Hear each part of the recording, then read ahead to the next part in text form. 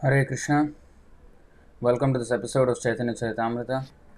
And in today's episode, we will be continuing to read from the 10th chapter of the Adi Leela, the branches and sub branches of the Chaitanya tree of disciplic succession. So we will read from the 73rd verse from the 10th chapter of the Adi Leela onwards. So we'll say our Mangalacharan prayers and then we will continue. ॐ नमो भगवते वासुदेवाय ॐ नमो भगवते वासुदेवाय ॐ नमो भगवते वासुदेवाय ॐ अज्ञानतिमिरान्धस्य ज्ञानाञ्जनशलाकया चक्षुरुन्मीलितं येन तस्मै श्रीगुरवे नमः श्रीचैतन्यमनोभीष्टं स्थापितं येन भूतले स्वयं रूपः कदा मह्यं ददाति स्वपदान्तिकं वन्देऽहं श्रीगुरो श्रीयुतपदकमलं श्रीगुरुन् वैष्णवांश्च श्रीरूपं साग्रजातं सहगणरघुनाथान्वितं तं सजीवं साद्वैतं सावधूतं परिजनसहितं कृष्णचैतन्यदेवं श्रीराधाकृष्णपादान् सहगणललिता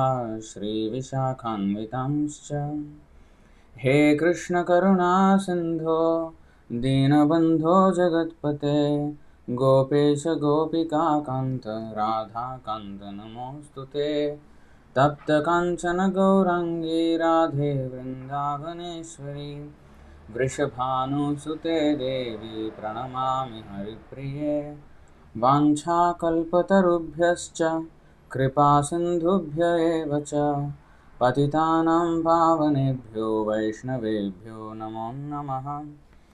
नमो विष्णुपादाय कृष्णप्रेष्ठाय भूतले श्रीमते भक्तिवेदान्तस्वामिनिति नामिने नमस्ते सारस्वते देवे गौरवाणी प्रचारिणे निर्विशेषशून्यवादी पाश्चात्यदेशतारिणे जय श्री कृष्ण चैतन्य प्रभु नित्यानंद श्री अद्वैत गदाधर श्रीवासादि गौर भक्तवृंद हरे Krishna Krishna Krishna Hare Hare Hare Ram Ram Ram Hare Hare. So, Chaitanya Charitamrita, Adi Leela, chapter 10, verse 73. वनमाली पंडित शाखा विख्यात जगते सोनार मुशल हल देखिलो प्रभुर हते. Vanamali Pandit, the 35th branch of the tree, was very much celebrated in this world. He saw a golden club and plough in the hands of the Lord. Purport. Vanamali Pandit saw Lord Chaitanya in the ecstasy of Balaram. This is described vividly in the Chaitanya Bhagavat, Antya-khanda, chapter 9.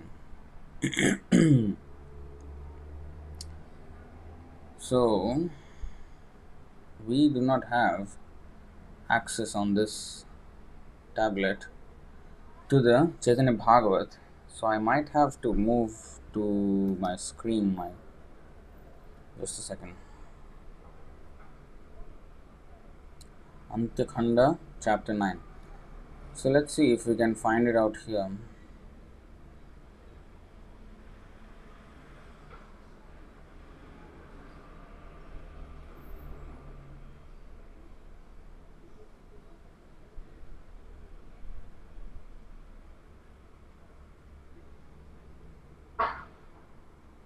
Antya-khanda, chapter 9.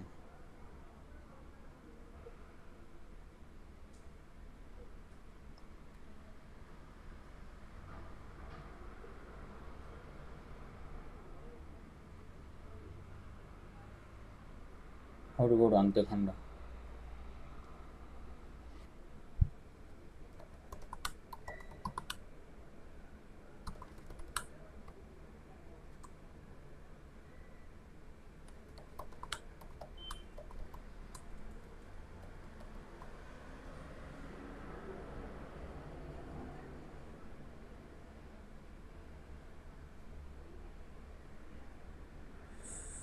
No.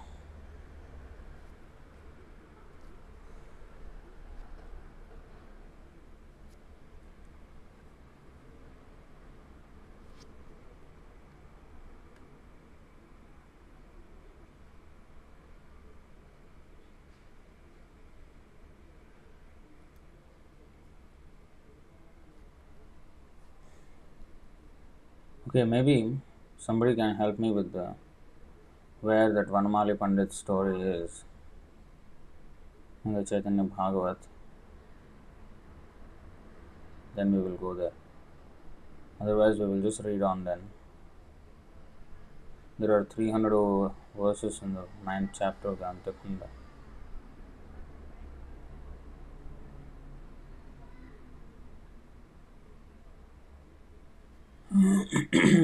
Okay, I think you can somebody can find out and that will be helpful.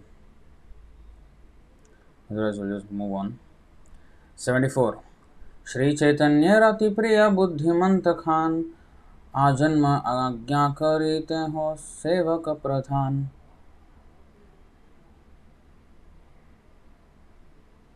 The 36th branch, Buddhimanta Khan, was extremely dear to Lord Chaitanya Mahaprabhu.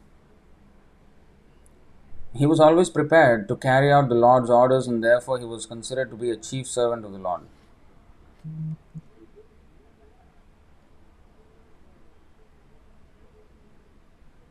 Purport: Sri Buddhimanta Khan was one of the inhabitants of Navadvip. He was very rich, and it is he who arranged for the marriage of Lord Chaitanya and Vishnupriya. Lord Chaitanya with Vishnupriya.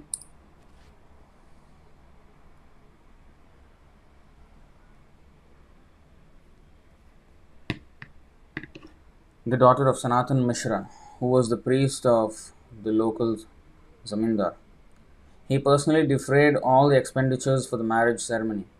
When Lord Chaitanya Mahaprabhu was attacked by Vayu Vyadhi, derangement of the air within the body, Buddhimanta Khan paid for all requisite medicines and treatments to cure the Lord. He was the Lord's constant companion in the Kirtan movement.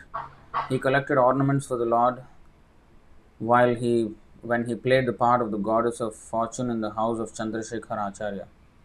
He also went to see Lord Chaitanya Mahaprabhu when he was staying at Jagannath Puri. Now, how come the Lord has Vayu Vyadhi?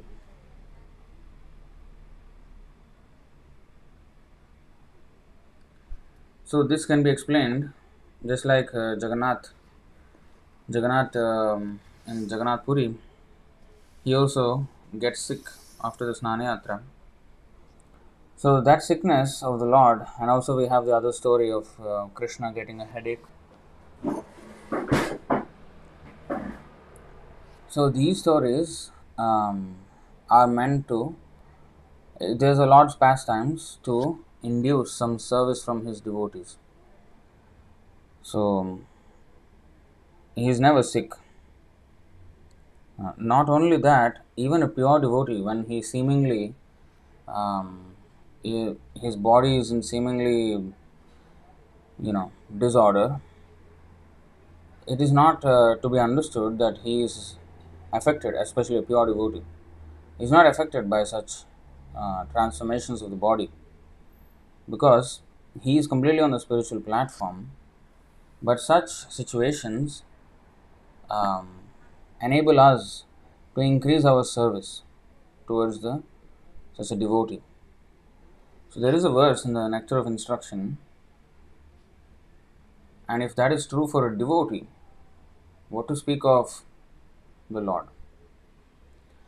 दृष्टैः स्वभावजनितैर्वपुषश्च दोषैर्न प्राकृतत्वमिह भक्तजनस्य पश्येत् गङ्गाम्भसां न खलु बुद्बुदफेन पङ्कैर्ब्रह्मद्रवत्वमपगच्छति नीरधर्मैः. This is the 6th verse of the Upadeshamrita. Being situated in his original Krishna conscious position, a pure devotee does not identify with the body. Such a devotee should not be seen from a materialistic point of view. Indeed, one should overlook a devotee as having a body born in a low family, a body with a bad complexion, a deformed body, or a diseased or infirm body. According to ordinary vision, such imperfections may seem prominent in the body of a pure devotee, but despite such seeming defects, the body of a pure devotee cannot be polluted. It is exactly like the waters of the Ganga, which sometimes during the rainy season are full of bubbles, foam, and mud. The Ganga water does not become polluted. Those who are advanced in spiritual understanding will bathe in the Ganga without considering the condition of the water.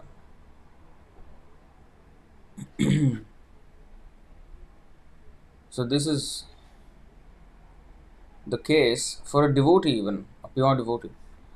So, what to speak of the Lord being so called sick? There's no way that the Lord is actually affected. It is his pastime to induce service from his devotee. Just like in his deity Archa Vigraha, in his deity form, he is standing as if he is helpless. He can't even dress himself. Somebody has to dress him. So it is not that he is helpless, because actually all the clothes that we are wearing, the cloth is coming from the Lord. Because who can produce cotton, jute, and everything? So this is only possible, and silk. All this is possible only by the energies of the Lord, or the manipulation of the energies of the Lord. So the Lord is producing the cloth for the entire universe. So how come he can't be dressed? Of course, in fact, um, Krishna is known as, in the Bhaktivinoda Thakur, Yashomati Nandana song, he describes Krishna as Suvasa. In fact, of course, there are other verses as well in the Bhagavatam and the Vidagdha Madhava, Lalita Madhava. There are so many descriptions of how expert the Lord is in his dressing. Expert. So, his Suvasa means, Vasa means clothes. Suvasa means who is extremely artistic in his clothing, attire. So, he can dress himself very nicely, in the most attractive way. But he is acting as if he is helpless, standing there. He has to be bathed, he has to be, dressed. So, this is again his mercy, so that we can serve him. Um, Another example is the demigods.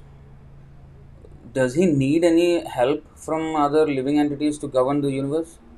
He does not need. He single handedly, just by his breathing, universes are coming out, and by his exhalation, universes are coming out, and by his inhalation, they are going back again into his body, such so effortlessly. Does he need anyone else to actually help in the government of the universe? No, he does not. Then why are there so many devatas managing so many affairs of the universe? Again, giving them a chance. The Lord only interacts with in the material world, or even with any of his devotees, as if inferior to them sometimes, or requiring their help. But actually, he doesn't require any help. It is only his mercy. It is only out of his mercy he actually deals with his devotees, or anyone for that matter. Of course, he doesn't directly deal with the non devotees, but he is always coming here into this world and enacting his pastimes, speaking his message, so that the non devotees can be ultimately elevated to become devotees. And the devotees who are already devotees, they can be encouraged more and more to go back to him. So, in this way, he conducts himself. Okay? And I just came online without any announcement. If you all, those of you who are watching, please share it everywhere so that we can have more people on board, because I did not announce anywhere actually. I could have announced. It already started late, so I just went online without any announcement at all. So please share it with, in the groups, in the WhatsApp groups, and everywhere, in the Telegram, and maybe, Facebook, Instagram, wherever, so that others might know and we can participate in Krishna Katha. So, So this is the thing. So of course we do not know what Vayu Vyadhi arrangement, I mean derangement of the air within the body of Chaitanya Mahaprabhu happened. I'm not very much aware of this Leela, but here it is said, Buddhimanta Khan, he paid for all the requisite medicines and treatments to cure the Lord. So the medicines and cure, they are all created by the Lord. How can? Again, same thing. Giving a chance for him to serve the Lord.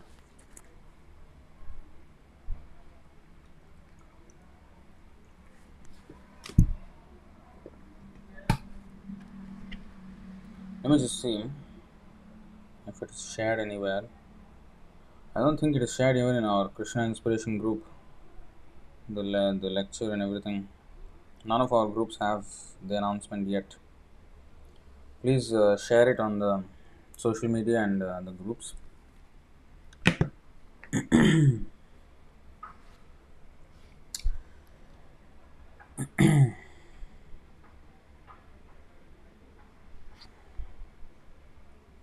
Alright, so that is Buddhimanta Khan. And I also asked for the Vanamali, I don't know if anybody has heard it. The story of Vanamala Pandit, when he saw the Lord with golden club and plough in the hands, text 73, and it is said that Chaitanya Bhagavat Antya Khanda chapter 9 has this description, vivid description of this pastime. So I asked if anyone can help me with that, because there are over 300 over verses in that chapter. I was just scrumming through.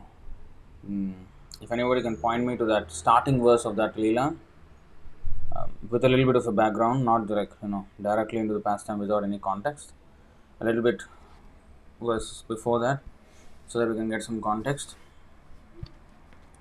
so that we can actually go and read that, right? As of now, we will just proceed forward. Chapter 10, text 75. Garuda Pandit Lawyer Shri Nama Mangal Nama Bale Vishajare Na Korilo Bal. Garuda Pandit, the 37th branch of the tree, always engaged in chanting the auspicious name of the Lord. Because of the strength of this chanting, even the effects of poison could not touch him. Purport. Garuda Pandit was once bitten by a poisonous snake, but the snake's poison could not affect him because of his chanting the Hare Krishna Mahamantra. Now again, this is interesting. One may think, oh, come on, that's kind of exaggeration. Yeah, you can chant Hare Krishna, but when you have poison, you have to take antidote or some kind of a medicine and treatment. Now, yes, for a person who is not completely Krishna conscious and who does not have full faith in the Lord, because ye yatha mam prapadyanti tam tathaiva bhajamyaham, in the Bhagavad Gita chapter 4 text 11, we have this declaration by the Lord that He reciprocates with His devotee as much as the devotee surrenders unto the Lord. So absolute surrender comes with absolute faith in the Lord. Surrender means what? Krishna, I am yours. That means I entrust my existence entirely to you. I am not considering anymore for my own well-being, for my own safety or anything like that. You are responsible. Let me just be engaged in your service. Not that, Krishna, you take care of me. Anything happens, I'll blame you, Krishna. You are the one responsible. Okay?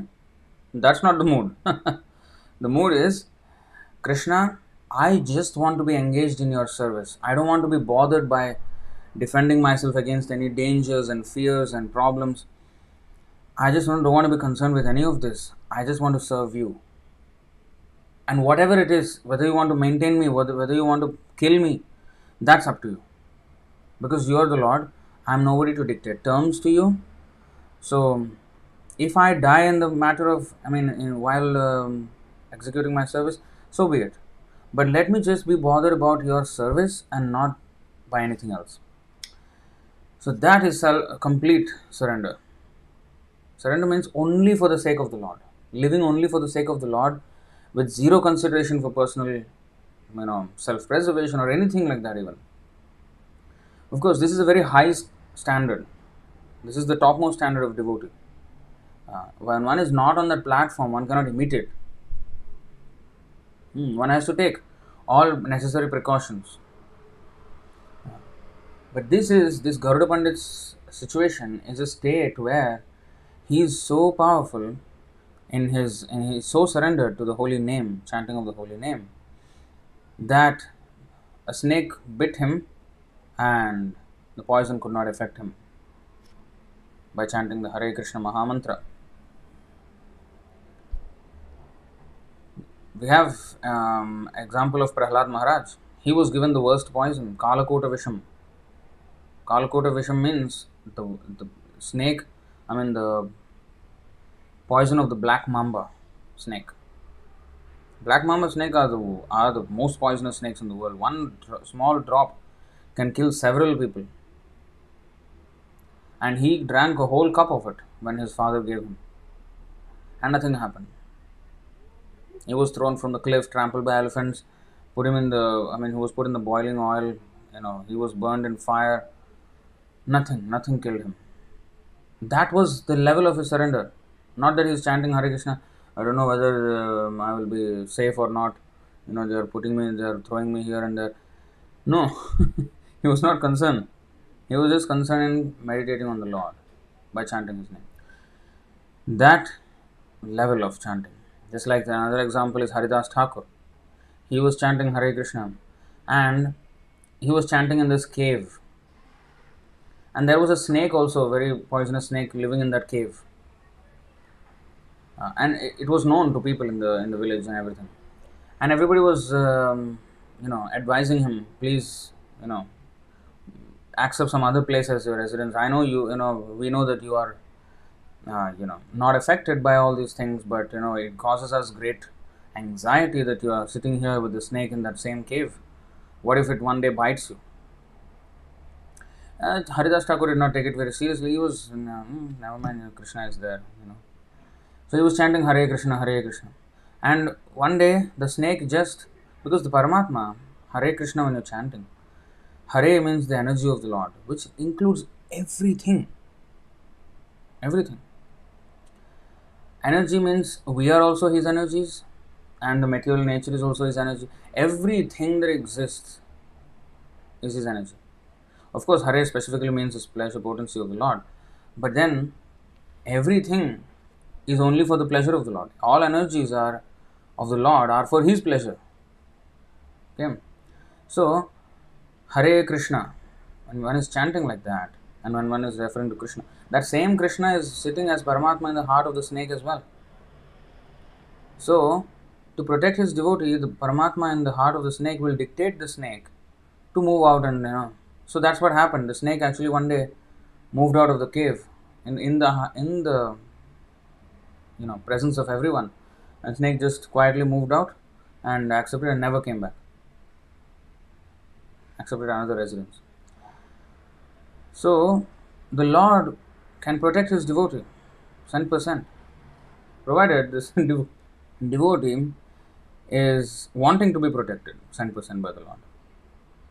When Draupadi was being disrobed by Dushasan, she was trying to protect herself with one hand, holding on to the sari, and then with the other hand, Hey Govinda, she is shouting. And the Lord did not supply the sari at that time because she was still having some faith in her hand, in her strength to protect herself. And of course, she's a woman. She's, not as strong as the man. And Dushasan was, using all his strength to pull away her sari.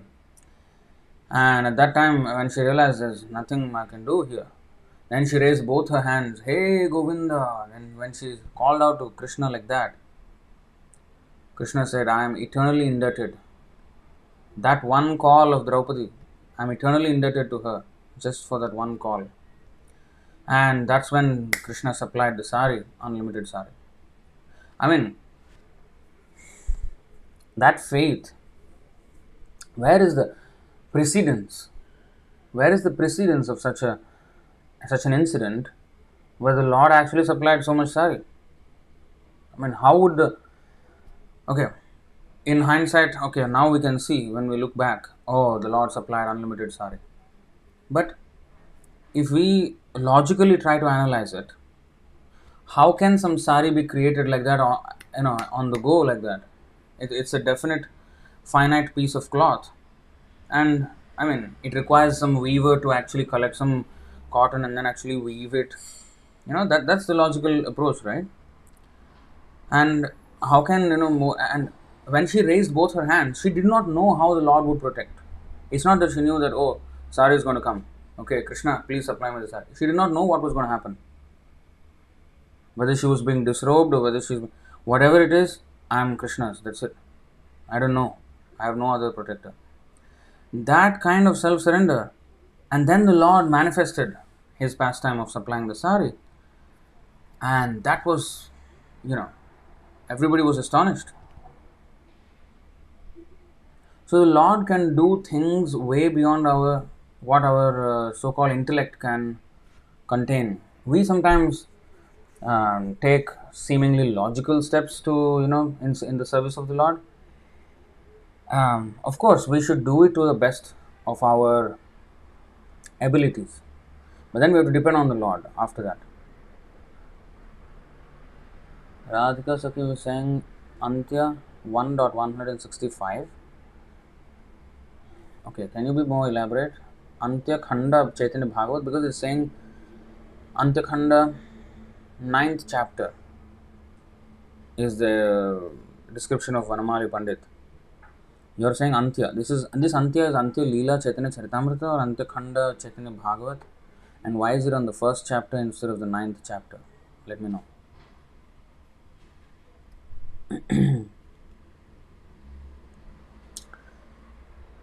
Okay, so this is how the Lord does his pastimes. So sometimes if you logically analyze Ram and Ravan, this whole war of Ramayana, Ravan was way more sophisticated. How was it even possible for Ram's monkey army to win against the army where Ravana's son defeated Indra?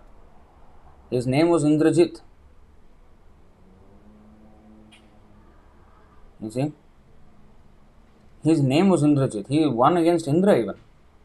And such a person, and that kind of army, sophisticated weaponry, everything, how could they lose against some monkeys who did not know anything like that?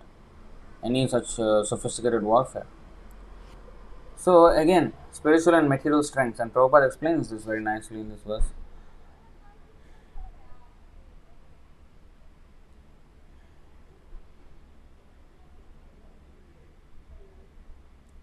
Is it this 19? Yeah. Srimad Bhagavatam 9, 10, 20. तेनीकपा रघुपतेरभिपत्य survey द्वन्द्वं वरुथमिभपत्तिरथाश्वयोधैः जघ्नुर्द्रुमैर्गिरिगदेषुभिरङ्गदाद्याः सीताभिमर्शहतमङ्गलरावणेशान्. Angad and other commanders of the soldiers of Ramachandra faced the elephants, infantry, horses and chariots of the enemy and hurled against them big trees, mountain peaks, clubs and arrows. Thus the soldiers of Lord Ramachandra killed Ravana's soldiers who had lost all good fortune because Ravana had been condemned by the anger of Mother Sita. So Mother Sita is the pleasure potency of Lord Ram. So by the anger of Mother Sita, they have lost all good fortune, Ravana and his party. You see, in the purport, there is this nice explanation. The soldiers Lord Ramachandra recruited in the jungle were all monkeys and did not have proper equipment with which to fight the soldiers of Ravana. For Ravana's soldiers were equipped with weapons of modern warfare, whereas the monkeys could only throw stones, mountain peaks and trees. It was only Lord Ramachandra and Lakshman who shot some arrows. Modern warfare means actually even our so-called modern weapons cannot match what Ravana had, the celestial weapons that he had. Modern armies, modern defense systems of the world are completely unaware of such weapons. But because the soldiers of Ravana were condemned by the curse of Mother Sita, the monkeys were able to kill them simply by throwing stones and trees. There are two kinds of strength, Daiva and Purushakara. Daiva refers to the strength achieved from the transcendence, and Purushakara refers to the strength organized by one's own intelligence and power. Transcendental power is always superior to the power of the materialist. Depending on the mercy of the Supreme Lord, one must fight one's enemies even though one may not be equipped with modern weapons. Therefore, Krishna instructed Arjuna, Mam anusmara yudhyacha, think of me and fight. We should fight our enemy to the best of our ability, but for victory we must depend on the mercy of the Supreme Personality of Godhead. Now, we are not saying that we should not take the best possible measures to serve the Lord. We should, within our capacity, whatever is possible, we should do it. But we should not think that those measures are the means for success. No, it is actually the will of the Lord. Because even with the most sophisticated equipment and tactics and strategies, one may still fail if the Lord wants us to fail. So, the sanction of the Lord is the ultimate deciding factor, decisive factor in any outcome. So, if the Lord wants it this way, it will only happen this way. If the Lord wants it that way, it will only happen that way, regardless of our efforts. Then the question will come, then what is the use of my efforts? I rather not do anything. Let the Lord do everything. No, the Lord wants us. Krishna says, as you know, here, Arjuna, in 8:7, Mam anusmara yudhyacha. He asked Arjuna, the whole Bhagavad Gita was actually inducing Arjuna to fight. It's not that, oh Arjuna, oh you don't want to fight, is that? Oh, okay. You know what, you just sit down, I will take care of it. No, you fight. I'm not going to fight, and I'm not going to let you not fight. I'm going to convince you to fight. Until Arjuna said, yes, I will fight, Krishna did not stop Bhagavad Gita. When Arjuna said, Karishya Vachanam Tava, in the end, I will do whatever you say. Then Bhagavad Gita was finished, wrapped up. That was what Krishna wanted. So he wants us to fight. He wants us to work for him to the best of our ability. And Arjuna actually learned archery very well.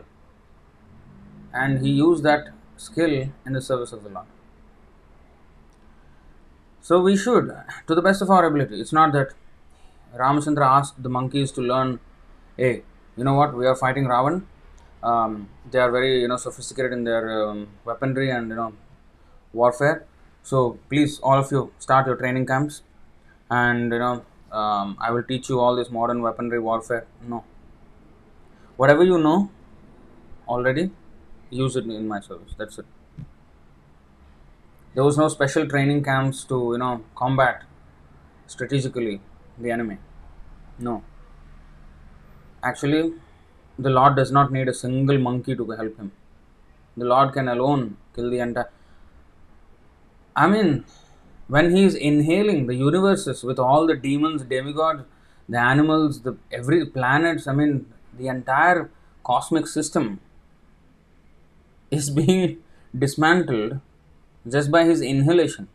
What is the use? What is the need of his having some weapons to kill Ravan? No, not needed.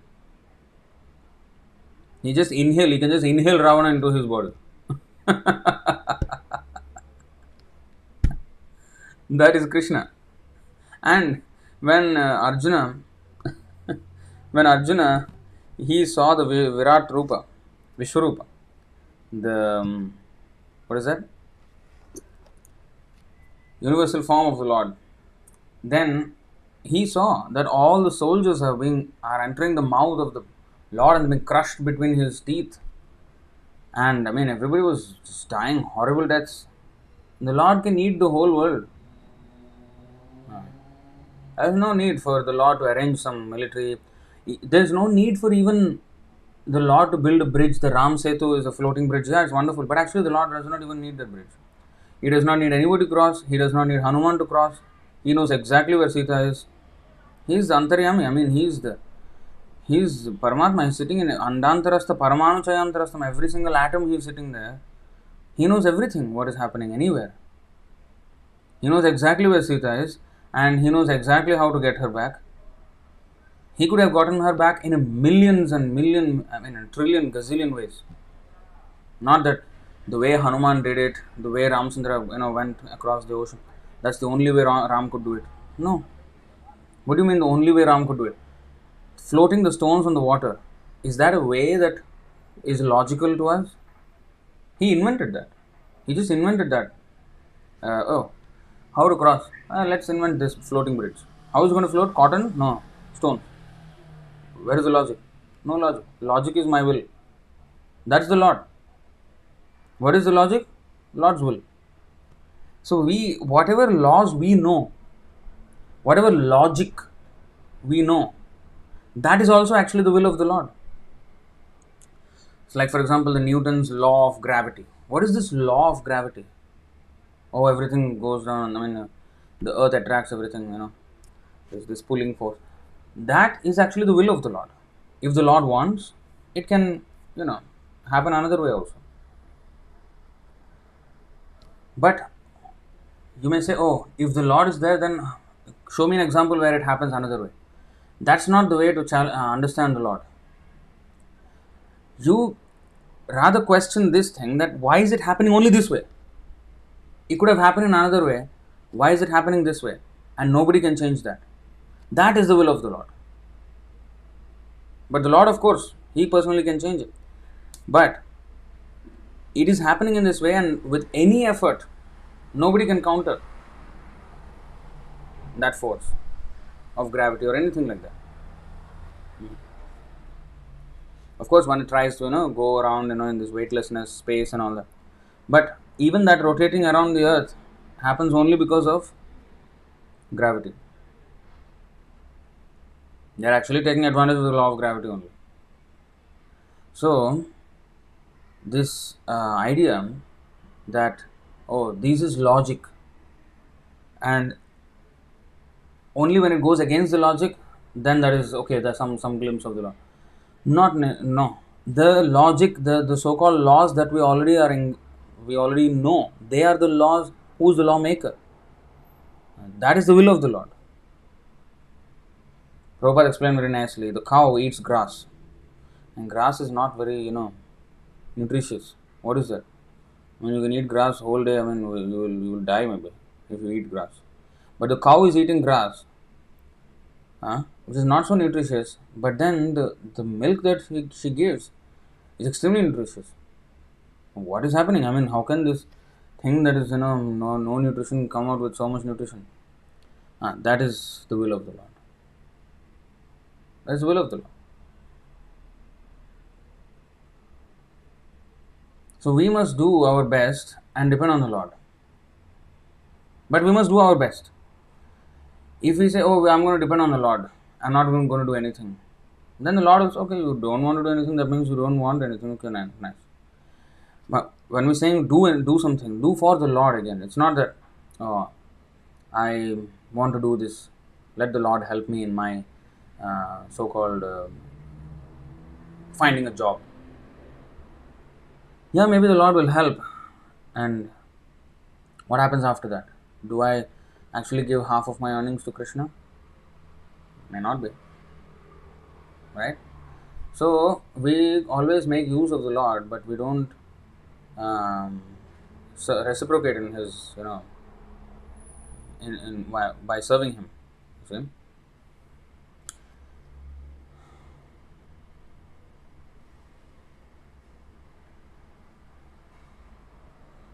The document Radhika Saki Mataji is saying, the document I am referring to seems a bit different in its chapters.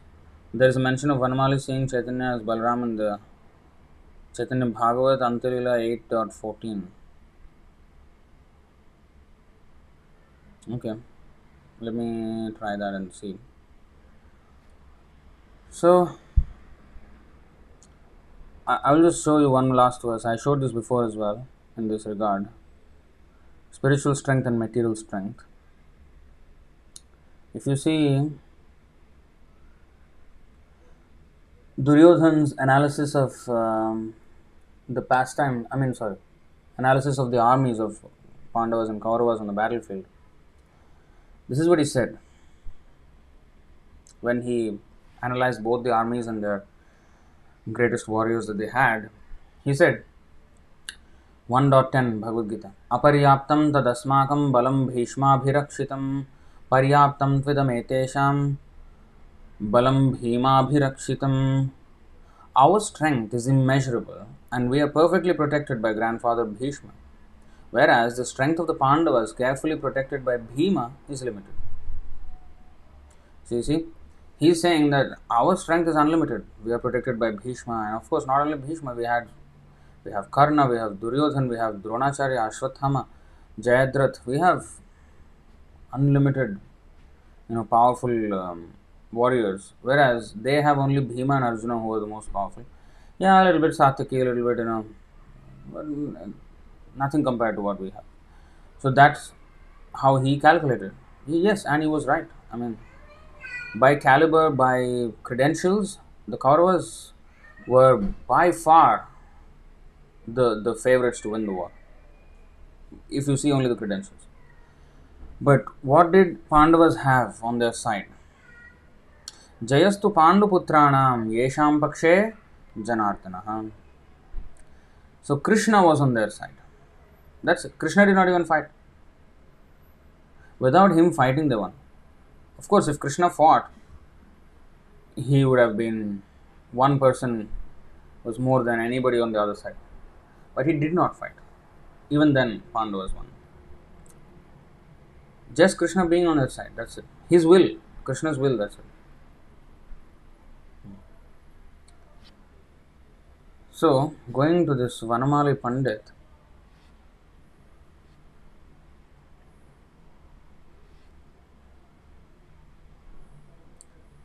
so that was Garuda Pandit and how he was saved by the snake bite.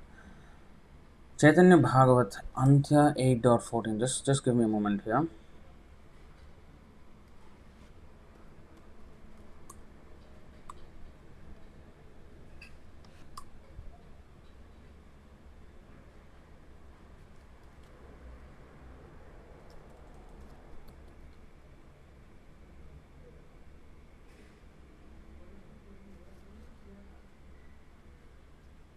Adikhanda 8.14.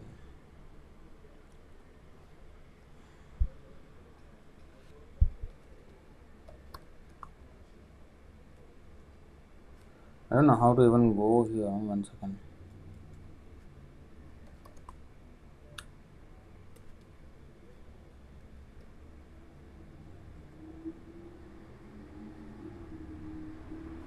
How am I going to do it? There used to be this app on the iPad itself where I could go easily to Chaitanya Bhagavat and you know shuffle like that, but I don't know why they discontinued their app on the iPad. So now I don't know how to even go there.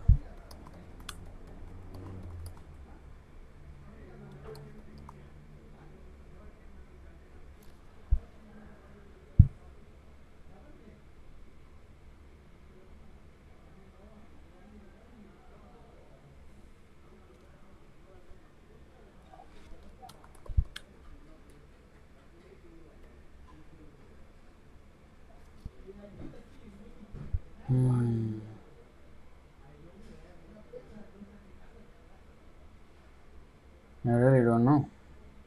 I have no answer. This Krishna Chaitanya Bhagavat.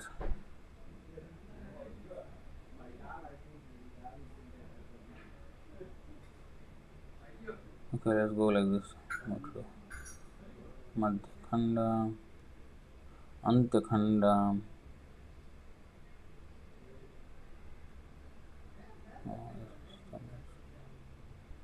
Antakhanda 8. Okay, let's see here. 8:14.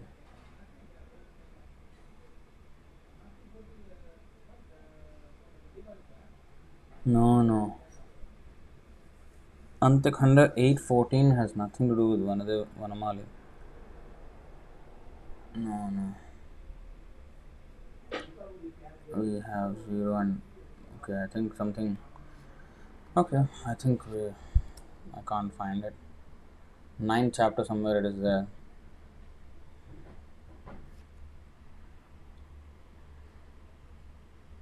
So it is not 8. 8:14 is something totally different. Vishal is asking, is there a difference between Chaitanya Charitamrita and Chaitanya Bhagavat? Of course, there are two different books on the life of Chaitanya Mahaprabhu. Chaitanya Charitamrita written by Krishnadas Kaviraj Goswami, Chaitanya Bhagavat written by Vrindavan Das Thakur, and there was another one, Chaitanya Mangal, written by I think Lochan Das Thakur or somebody else. So there were a few contemporary biographies of Chaitanya Mahaprabhu during his time. So these are the two prominent ones. Another one was Chaitanya Mangal. Chaitanya Bhagavat actually was called as Chaitanya Mangal, and later on, I think Lochanda, I don't know who is the one who came up with Chaitanya Mangal, and then Vrindavan Das Thakur changed his book's name to Chaitanya Bhagavat instead of Chaitanya Mangal, because then people will be confused otherwise. So yeah, there are two different books. In the Chaitanya Bhagavat, there was more explicit detail on the early pastimes of Chaitanya Mahaprabhu and not so much on his later pastimes, like pre-sannyas pastimes, like his childhood and his youth, that kind of pastimes. There was more thing. Then, as Vrindavan Das Thakur, the author of Chaitanya Bhagavat, was compiling, then he saw, wow, it's already so long, voluminous. Then if I write his sannyas pastimes as well, then it will become extremely, extremely long. So to shorten it, so he briefly described the sannyas pastimes.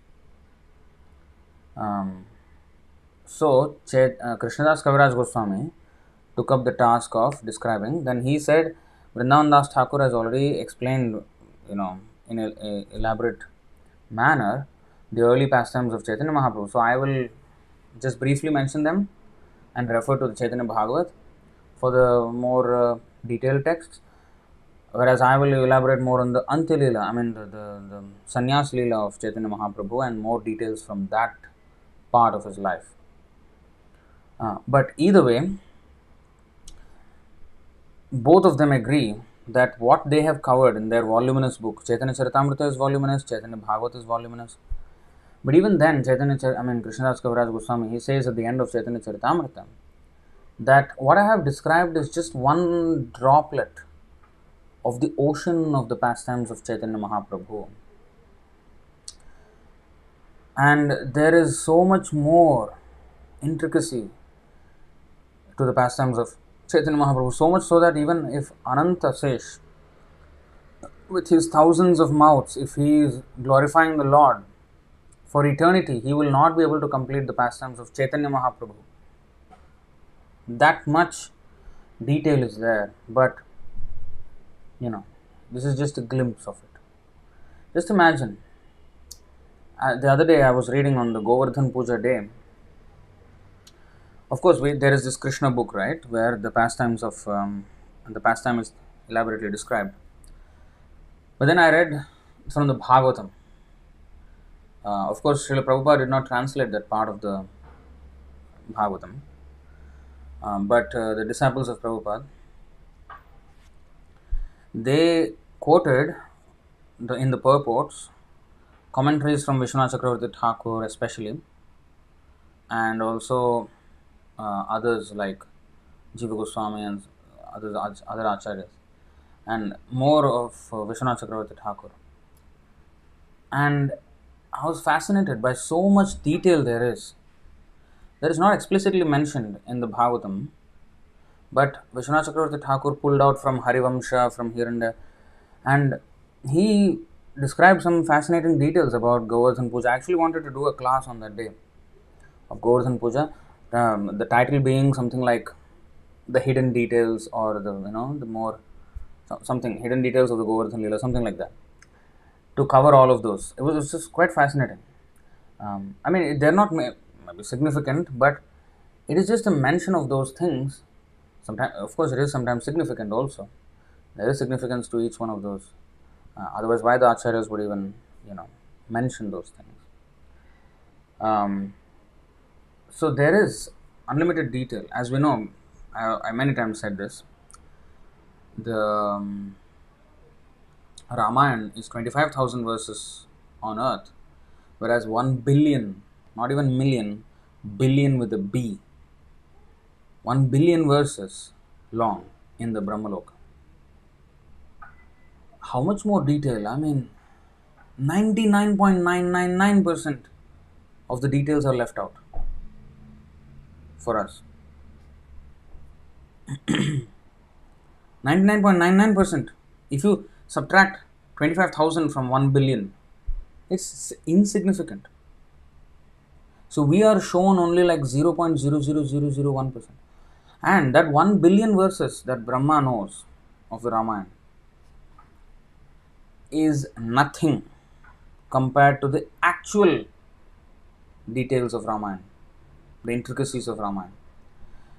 Those 1 billion verses are only what Brahma can understand with his, of course, exalted intelligence. But even he cannot understand anything actually of the Lord. He claims that. I mean, he says this. So, only as far as we can understand, Krishna reveals as much as is necessary for us to become Krishna conscious. But it's not like, oh, evam yo veti tattvataha, janma karma chame divyam evam yo veti tattvataha. So Krishna says, if you know my pastimes in truth, then you will, no more come back. Well, who can understand his pastimes in full, in truth, in complete detail? Nobody can. You see here, Brahma says to Krishna, Jananta eva janantu kimbahukya name prabho manaso vapusho vacho vaibhavam tava gocharaha. There are people who say, I know everything about Krishna. Let them think that way. As far as I am concerned, I do not wish to speak very much about this matter. Oh my Lord, let me say this much. As far as your opulences are concerned, they're all beyond the reach of my mind, body, and words. And just let that sink in for a while. This wouldn't mean much if it was you and me. They're all beyond reach. Yeah, who we are, what we can understand. Brahma, who is the creator of this entire universe, the amount of mystic powers, the amount of knowledge of everything that Brahma has is just far, far, far beyond any human can ever even imagine. And that person is saying that the opulences of Krishna are far beyond the reach of his mind, body, and words.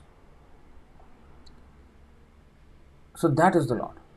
So that 1 billion verses, fascinating number to us, but nothing compared to the actual details of the Lord. I mean, if the Lord really wants, he can manifest, or even he can reveal so much more detail that even Brahma cannot understand.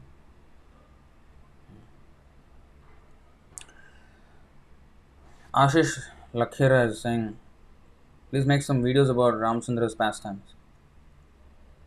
Well, I can only do what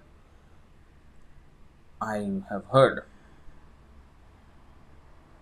but not in my priority list right now. Maybe one day. Maybe one day. Ramayana series of classes.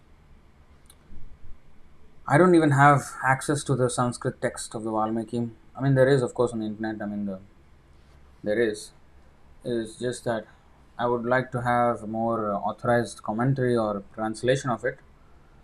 I don't say there isn't one, but something from a devotee. I think one Swami from ISKCON, Bhanu Swami, I think, he is doing some translation of that, of the Ramayana, verse by verse, word to word meanings and everything. That's a good endeavor. If that comes out, I think Balakanda is maybe out already, and they're releasing Kanda by Kanda, all the seven Kandas. So maybe one day we can do classes on that. Okay, so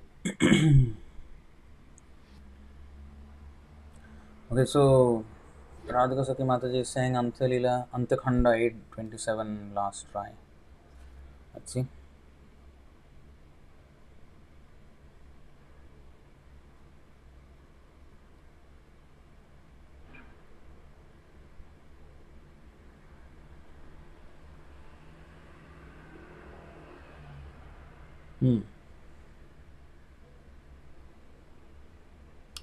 Yes, 828 it is just mentioned that the auspicious Vanamali Pandit also came. He saw a golden club and plough in the Lord's hands.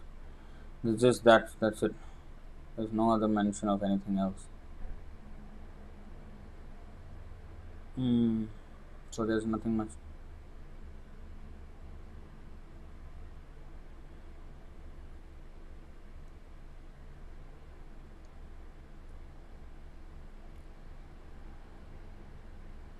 Buddhimanta Khan, there is some little 6 verses mentioned, 8 verses, 9 verses mentioned here. But never mind, I mean, we will just move on. There's no elaborate explanation, but somehow at 9th chapter, I think Prabhupada mentions that there's elaborate explanation of Vanamali Pandit. So I don't know. Here is probably a mention of Vanamali Pandit, but I think more explanation is given in the 9th chapter or something like that. I don't know.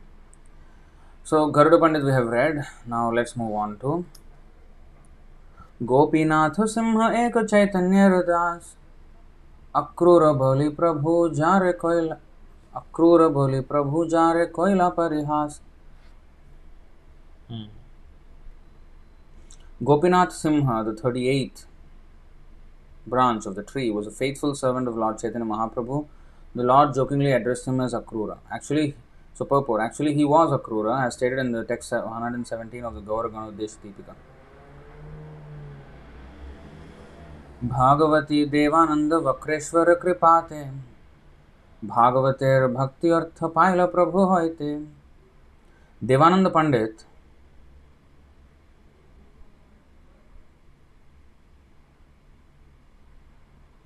was a professional reciter of Srimad Bhagavatam, but by the mercy of Vakreshwar Pandit and the grace of the Lord, he understood the devotional interpretation of the Bhagavatam. Devananda Pandit. Purport. In the Chaitanya Bhagavat Madhya Khanda, chapter 21, it is stated that Devananda Pandit and Sarvabhaum Bhattacharya's father Visharad lived in the same village. Devananda Pandit was a professional reciter of Srimad Bhagavatam, but Lord Chaitanya Mahaprabhu did not like his interpretation of it. In the present town of Navadvip, which was formerly known as Kulia. Oh, I did not know that. Kulia means Navadvip.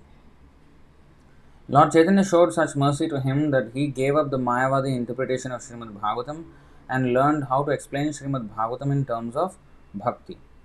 Formerly, when Devananda was expounding the Mayavadi interpretation, Srivas Thakur was once present in his meeting, and when he began to cry, Devananda's students drove him away. Some days later, Chaitanya Mahaprabhu passed that way, and when he met Devananda, he chastised him severely because of his Mayavad interpretation of Srimad Bhagavatam. At that time, Devananda had little faith in Sri Chaitanya Mahaprabhu as an incarnation of Lord Krishna, but one night, some time later, Vakreshwar Pandit was a guest in his house, and when he explained the signs of Krishna, Devananda was convinced about the identity of Lord Chaitanya Mahaprabhu. Thus, he was induced to explain Srimad Bhagavatam according to the Vaishnava understanding. In the Gaura Ganodesh Deepika 106, it is described that he was formerly Bhaguri Muni, the Sabha Pandit who recited Vedic literatures in the house of Nanda Maharaj.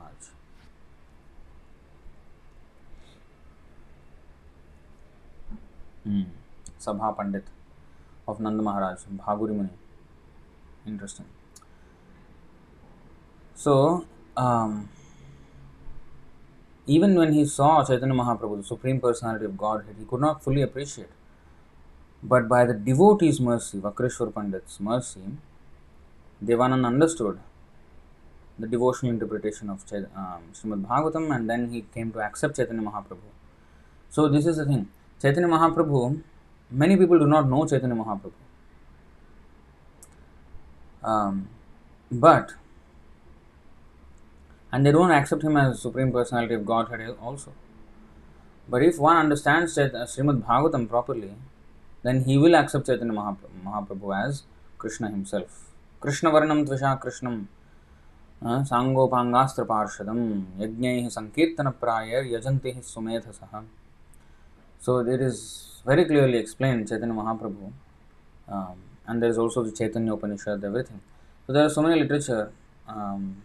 We have done a class actually, the scriptural evidence of Lord Chaitanya Mahaprabhu's incarnation. So one may refer to that. All the scriptural references were covered in that.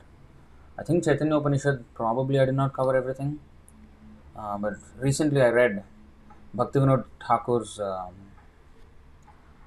brief commentary on the Chaitanya Upanishad. It's very nice. I mean, very nicely explained everything. Chaitanya Mahaprabhu's identity, and it is from the Atharvaveda, if I'm not wrong. Chaitanya Upanishad.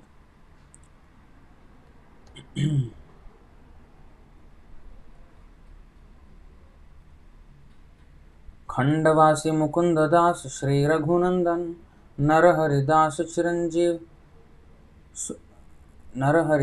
चिरंजीव सुलोचन ऐशब महाशाखा चैतन्य कृपा धाम प्रेम फल फूल करे जहाँ तहाँ दान. Shri Khandavasi Mukunda and his son Raghunandan were the 39th branch of the tree. Narahari was the 40th, Chiranjeev the 41st, and Sulochan the 42nd. They were all big branches of the all-merciful tree of Chaitanya Mahaprabhu. They distributed the fruits and flowers of love of Godhead anywhere and everywhere. Purport. Sri Mukunda Das was the son of Narayan Das, an eldest brother of Narahari Sarkar.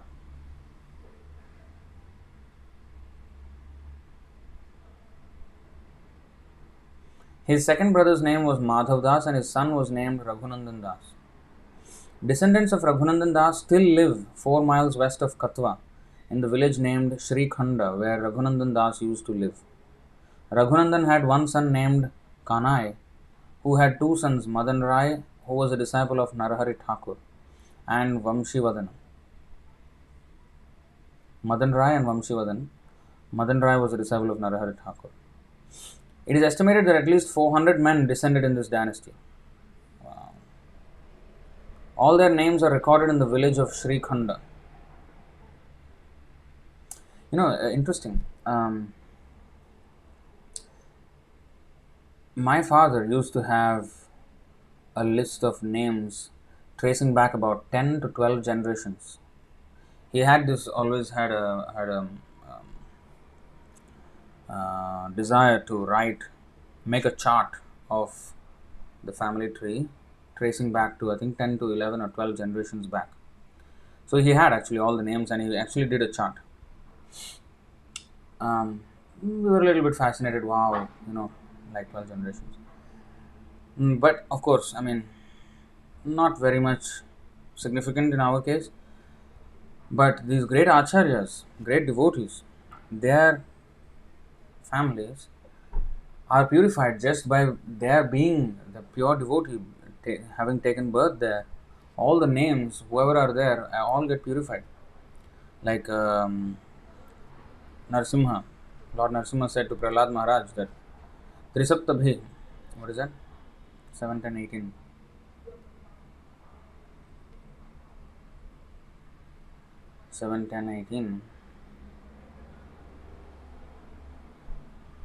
Shri भगवानुवाच त्रिसप्तभिः पिता पूतः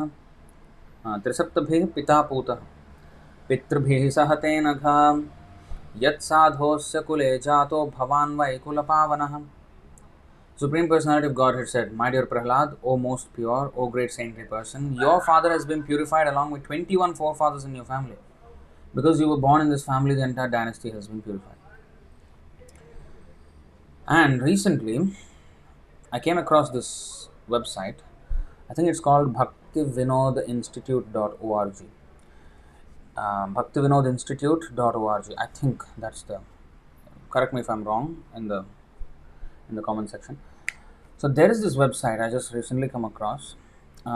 It was the project of one of the ISKCON gurus, and his disciples started that.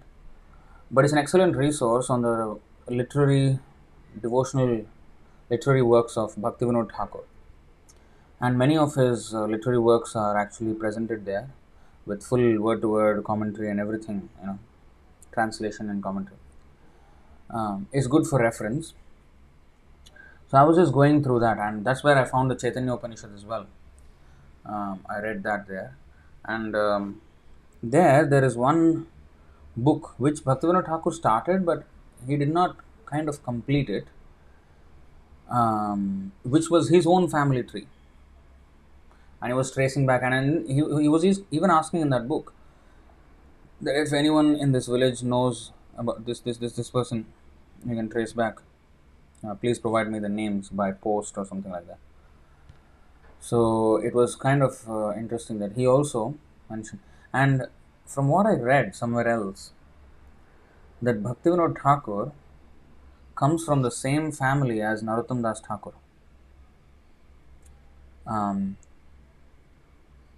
Technically, that would mean even Bhaktisiddhanta Saraswati Thakur from Narottam Das Thakur. And this Narottam Das Thakur, they are from the Kayastha community, which is considered a Shudra community.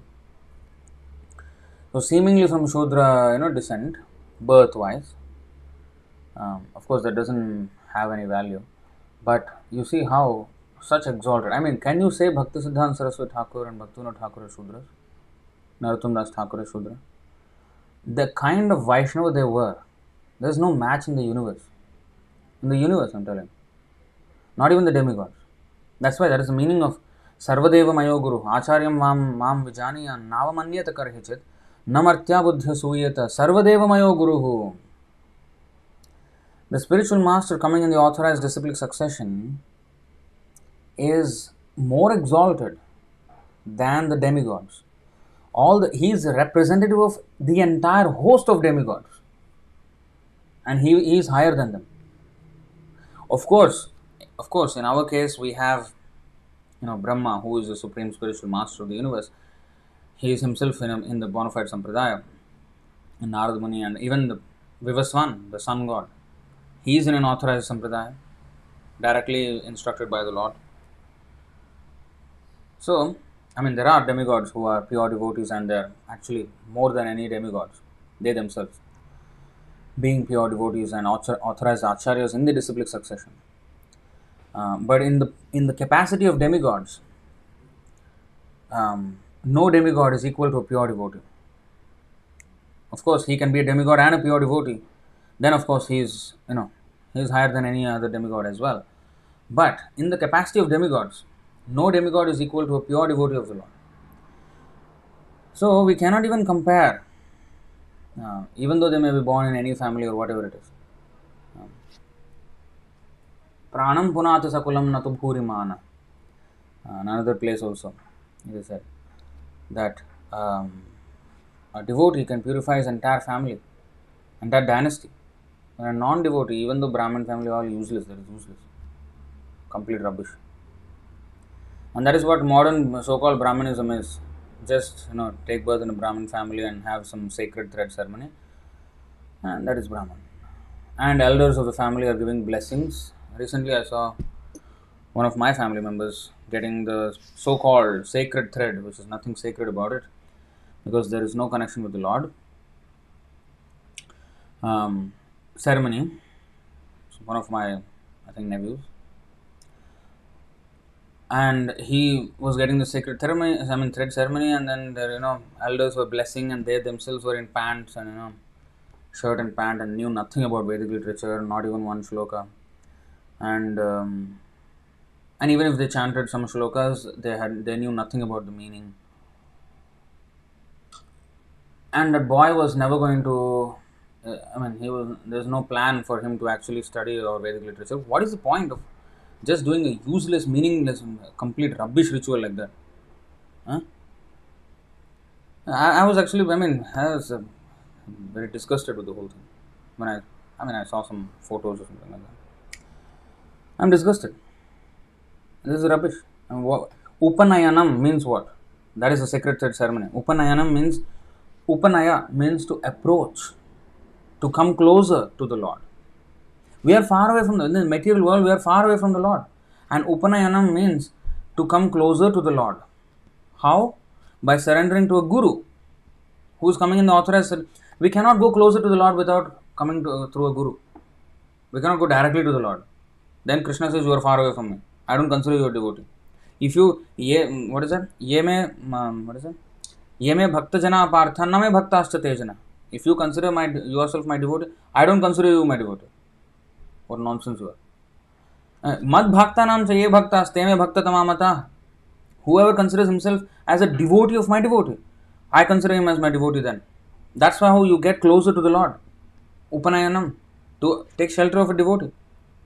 Yadapashraya Shraya Shuddhanti Tasmai Prabha Vishnave Namaha. 2:4:18 of Bhagavatam. If we surrender to a pure devotee, then we will get closer to the Lord. What is the meaning of Upanayanam if there is no connection with the pure devotee, no connection with the bona fide spiritual master, no connection with the Vedic literature? What is the use? What is so sacred about it? What is so sacred about it? It's a cotton thread after all. Just like what is so sacred about a certificate from a university? What is so sacred? It should determine something. Why fake certificates, fake university certificates are being, there is tightening of controls. Like in Singapore, people used to come before from India and Bangladesh and all these countries with fake certificates, and they used to get away with it. Now, there is extensive audit trail. Like if I claim, if I want to be, employed here in Singapore, and I apply for a pass, apply for a work permit or an employment pass or something like that, I have to prove my credentials. I have to actually trace it back to the university, and they should be able to check with the university whether I got the certificate. So there is so much checking, because what is the use of an unqualified, fake, certified person? How is he going to, that's not proper, right? So that paper, I can print that certificate. I can see the design of the certificate. I can print one at home. But that is not going to have any value, because it means nothing, because I have not learned anything. I have this certificate. What is that? So similarly, sacred thread is just a certificate, not even of some accomplishment. It is just a certificate that this person has a guru. He is learning Vedic literature. In which stage of his learning he is, that's another thing.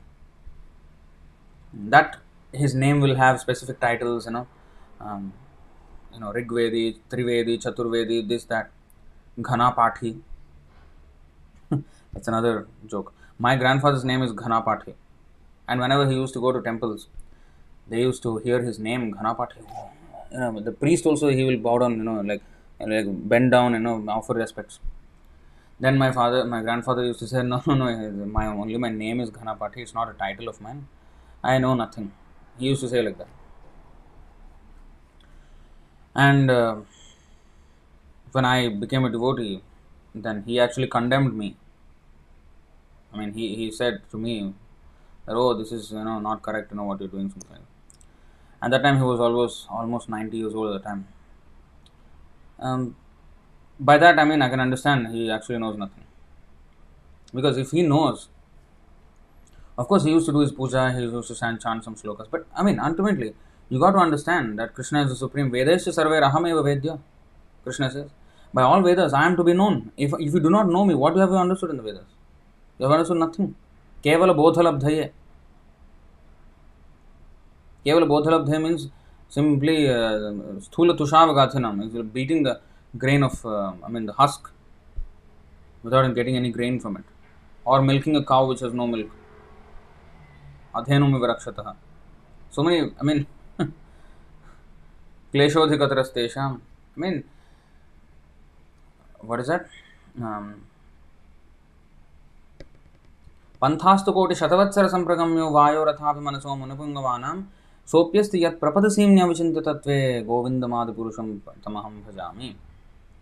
Even if one speculates for millions and trillions of years, he cannot understand Krishna if he does not surrender to a pure devotee. So, it's all useless if one does not properly take to devotional service. It's useless, complete useless. So, we have to completely decimate this culture, this rather atheistic culture, Asurik Varnashram. This Bhaktisiddhanta Saraswati Thakur coined the term Daiva Varnashram and Asura Varnashram. Asura Varnashram is this Varnashram, so-called Varnashram system where it is completely based on birth, which is not the criterion that was set by the Lord. So, we have to completely decimate that nonsense Asura Varnashram system in India and among the so-called Hindus. Completely, we have to smash this culture and revive the proper Daiva Varnashram, which is Guna Karma Vibhagashaha. There has to be complete reform. It is not that caste system is bad, so therefore it has to be abolished. This Asura caste system, of course, is bad. It has to be abolished. But then it has to be replaced by Daiva Varnashram. If you don't do that, it's going to be a chaotic society. This neutral ground, the remnants of the past, religious past, the what is that? The harmful remnants of the religious past. We have to remove it and make it a more modern, equal society. There's no such thing as equality. You go to the airport, you show me equality there. First class ticket, business class, economy class. Actually, first, second, third class. You are a third class fellow, you are taking economy. They will make you, feel nice, economy. You are very economical, you are very prudent, you are very, what is that? What is that word? Spend with, I forgot that word.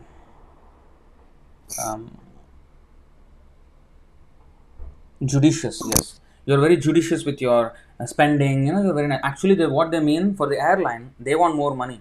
You're paying me economy. I mean, yeah, you're I'll call you economy, but you're actually third class for me. This first class person, yes, he will get that big seat and like shower and everything.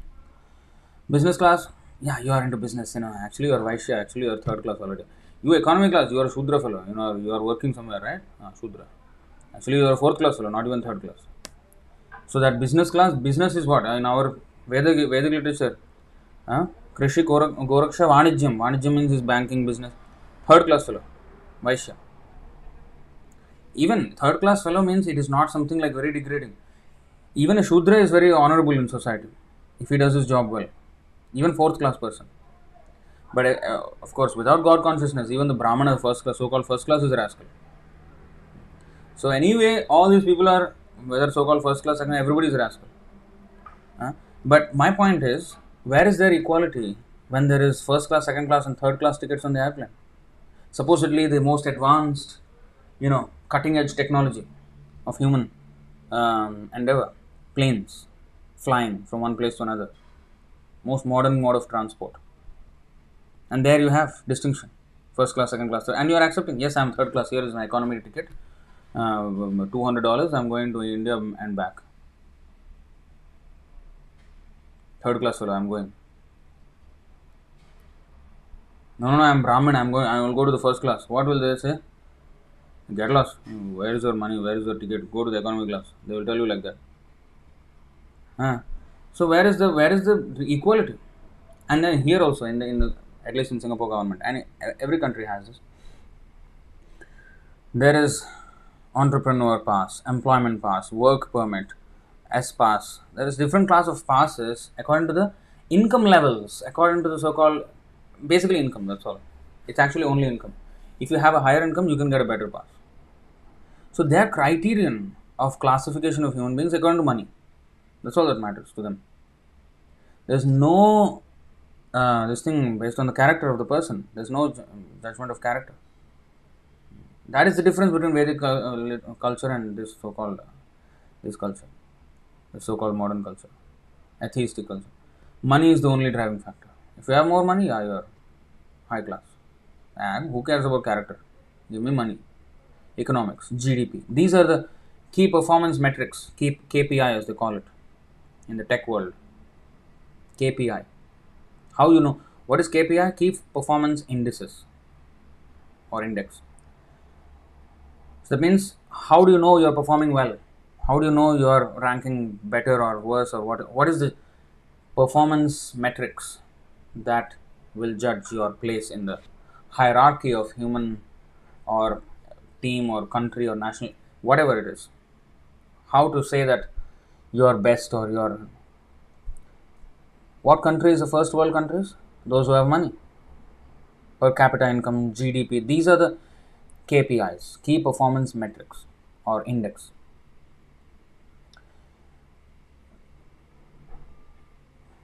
Nobody cares about the character. So that's not what Krishna cares about. Krishna does not care about your money. Krishna cares about character. His KPI. We have to align with Krishna's KPI. The so-called success stories of today. India, just today I saw one of my contacts, one of my acquaintances, who's a big businessman here.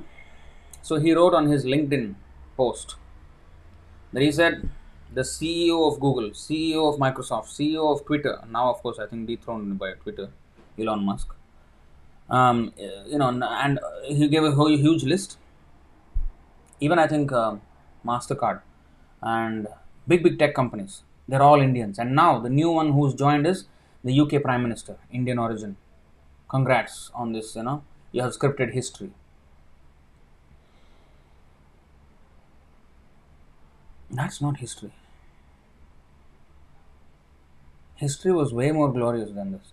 So we consider ourselves successful if we stand high on the KPIs of Western worldviews. The Western capitalist worldview is profiteering. I want money. That's all that matters in the West. Whatever it is, earn money. And if a company can earn big money, that's a big company, and if you're a CEO of that company, you are a success story. Certainly. So, and Indians, they are proud of having these, emblems of Indians. Or in fact, one person said, "Oh, this is the result of investing in human capital. India has done great as a country, and as Indians, as people, have done great. And because they've invested in their people, and now we have these big leaders of big companies, and now the UK Prime Minister, who is an Indian." I don't think Rishi Sunak identifies himself as one of the Indians from India. But anyway, whatever it is, this trend of Indians taking over the big, industries, that's not what Indians should stand for. That's not what India is. India is not in this exploiting culture. Indians don't stand for it actually. Our Vedic culture is not for that. Its capitalist agenda is to exploit. If you have a good business, what does that mean? You will cut costs at any cost. Ethics don't matter almost. It only will matter when there is a huge public opinion, when there are huge concerns. Oh, you are, electric cars, for example. Oh, electric cars is the green revolution, it's the environment friendly, vagara nonsense. But actually, it's a huge scam. It's a scam. Because the power that powers the car is still being produced by fossil fuel. Now you see the Russia-Ukraine war. The oil and gas industry, oil and gas from Russia, the gas supplies to Europe has been cut. And then Europe is in this huge problem. Winter is coming and they don't have electricity properly to warm themselves up. So electricity is produced by that oil and gas industry. 95% of it. The solar, wind, they can't do much. They cannot even come close. So your electric car, there is no emissions coming out of the car, but emissions are coming out somewhere else. That's all. It's a displaced pollution. Number one. Number two, to produce lithium batteries to power those cars, you have to need cobalt, which is a mineral you will get in abundantly in Africa. And to make these batteries and these cars affordable, you have to get cheap cobalt. And the cobalt mining in Africa is done in very unethical ways, and by even children. Children, I mean, small children are working in these mines very hard, and it's a very dangerous job. And they're getting batteries from the, and then after this whole battery is finished and the life cycle is finished, you can't even dispose it safely, and that's another environmental hazard you have to face. There's a lot of you know uh, nonsense that is around this electric vehicles revolution as well. So it's not this clean thing that they advertise it to be. You see, so what I'm saying is, if you in this capitalist agenda, money matters. If you can earn money, you advertise something and then hide all the nonsense exploitative features of the product, and then highlight some utopian uh, virtue that it is embodying or encapsulating, then you can earn money. And oh, big Elon Musk, like big tech giants, he's doing a lot for the world and stuff like that. Same thing, I mean, with the handphone industry and everything. There's so many batteries and everything. Eventually this will all catch up, and then we will be punished, and it's already happening. So anyway, my point is this: the Western worldview is not the benchmark of civilization. It is in fact the anti-civilized um, this thing. It is completely against proper human civilization. Human resource, HR they say, is a resource for them to earn their money. But actually, human potential is that in this human life we can perfect our lives and never come back into this material world again. Vajreshwar Prabhu is sharing a verse from Srimad Bhagavatam 12:2-3. Success in business will depend on deceit. Yeah. Deceit not only in the manner of, oh, I am a businessman saying, oh, I am actually giving you for cost price, I am not actually earning anything. That's a total lie. Now, that is deceit, okay, fine. But more harmful than that deceit is the deceit of propaganda. Now, with modern media and modern governments all playing together, hand in hand, this partnership between governments and corporates, which is creating this huge, communistic world where everything is stifled, no freedom of expression. And we are honestly, we are not actually champions for freedom of expression. In fact, according to Vedic culture, the strict Vedic culture, only the Brahmanas should have the right to speak. Qualified Brahmanas, not the Asura Brahmanas, not the birthright Brahmanas, qualified Brahmanas. They should speak. In fact, Prabhupada says, nobody dared, in those days, nobody dared to write a book if he is unaware of spiritual principles. Only person who is completely conversant with spiritual principles, he would write any book. That should be the standard. It's not the freedom of expression, anybody can write any nonsense you want. No, we are not actually for that, because we don't want your nonsense to come out. We'll close down all your libraries. We'll close down all your bookshops. We want to dominate with only Krishna Katha books. Honestly. So spiritual communism is the answer, where, of course, it's not exactly modern communism, but the idea is that Krishna is the Lord. Krishna is the Lord, and He is the leader, and only topics pertaining to Him should be discussed in human society, and there should be an absolute mandate on that.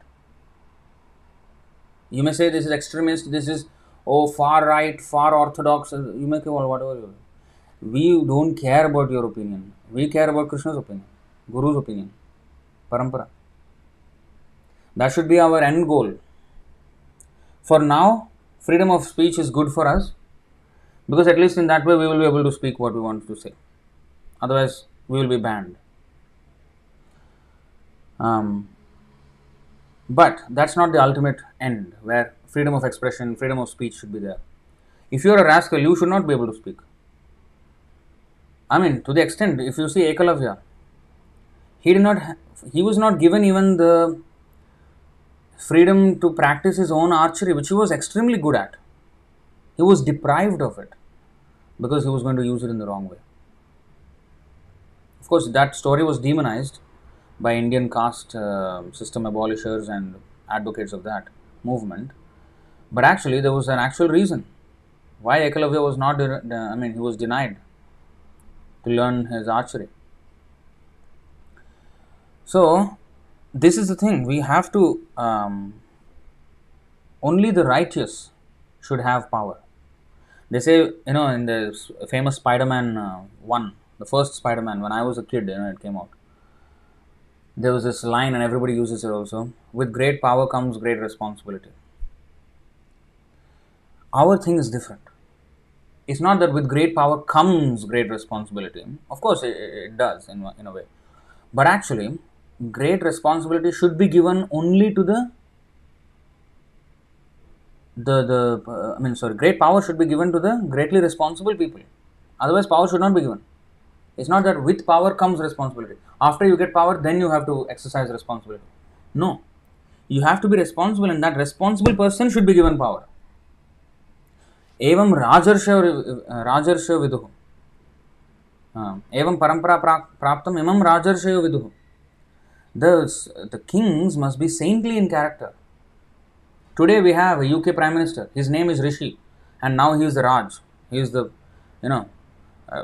Prime Minister. Of course, there is a king there, but ceremonial. But the real ruler is this king. He is Rishi. His name is Rishi, and now he is in the post of a Raj. Is he Raj Rishi? No.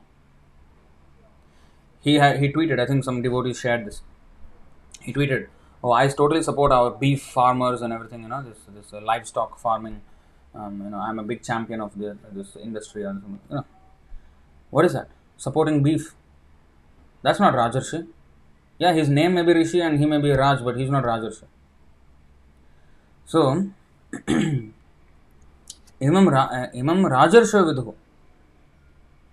Rajarshi means who is a Raj by profession, a king, and Rishi by character. Sage, sagacious kings. That means he has to be first of all a sagacious king, and then he has to be king. Sagacious person, and then he has to be crowned as king, like Ramachandra. Vena, when he became a king, he was not sagacious. He was killed by the Brahmanas. Totally, gone against. Killed him. That should be the thing. Only Krishna consciousness should dominate. Of course, this is Kali Yuga, and people don't like that. And of course, Kali will dominate.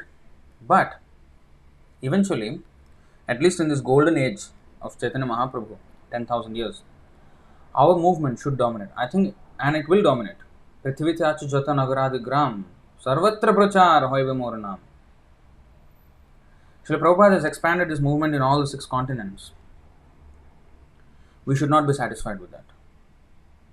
We should absolutely glorify it, but we should not be satisfied. Because Srila Prabhupada has mercifully left the rest of the job to us. He can, of course, make every town and village chant the holy name, and he actually proved it. He could have easily done it. But he left the service to us. Although it has gone in all 6 continents, not every single town and village is chanting the Hare Krishna Mahamantra. We have to make that happen. And by Prabhupada's mercy, it will happen. It will happen. We have to be instruments in that plan. In that Nagaradi Prithvitacha Jata Nagaradi Gram. This Singapore is a Nagar. And now here we are trying to solidly establish Krishna consciousness by having a permanent place where Vedic literature can be studied and followed and applied. Everything properly, according to Shastra and Sadhu and Guru. So, that endeavor is going on here at this moment. And likewise, there should be endeavor every single town and village. Jata Nagaradigram, Prithiviti Ache. Every single, whatever town and village there is on the planet, we have to go there and set up. And people should know the Hare Krishna mantra worldwide. That should be the goal. Until then, we cannot sleep. We cannot rest. That's the war we have. That's the war we have. It's a war of love. We are not, our weapons are books. We are not into this, bomb them. No, no, no. Our bombs are these books, the book distribution. So, so that's how we have to conduct ourselves. Huh? So, here we have all this son and all this disciple, and so of course we went to that topic of forefathers and all this, but this is very important. What is the time? Oh, 10 o'clock. We will go another maybe 20 minutes and then we'll wrap up the session. Somebody is writing something, right? Yeah, Srimad Bhagavatam 7:9-17. Although there are many remedies by which to get out of miserable lives, or any such remedies in the material world are more miserable than the miseries themselves. Yeah, these modern so-called, you know, advertised solutions to problems are actually just seeds of more problems.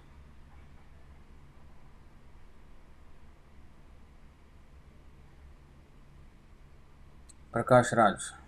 Apart from class, I had doubt, Prabhu. Please give reference of Ramayana and higher planets was 1 billion verses. Okay.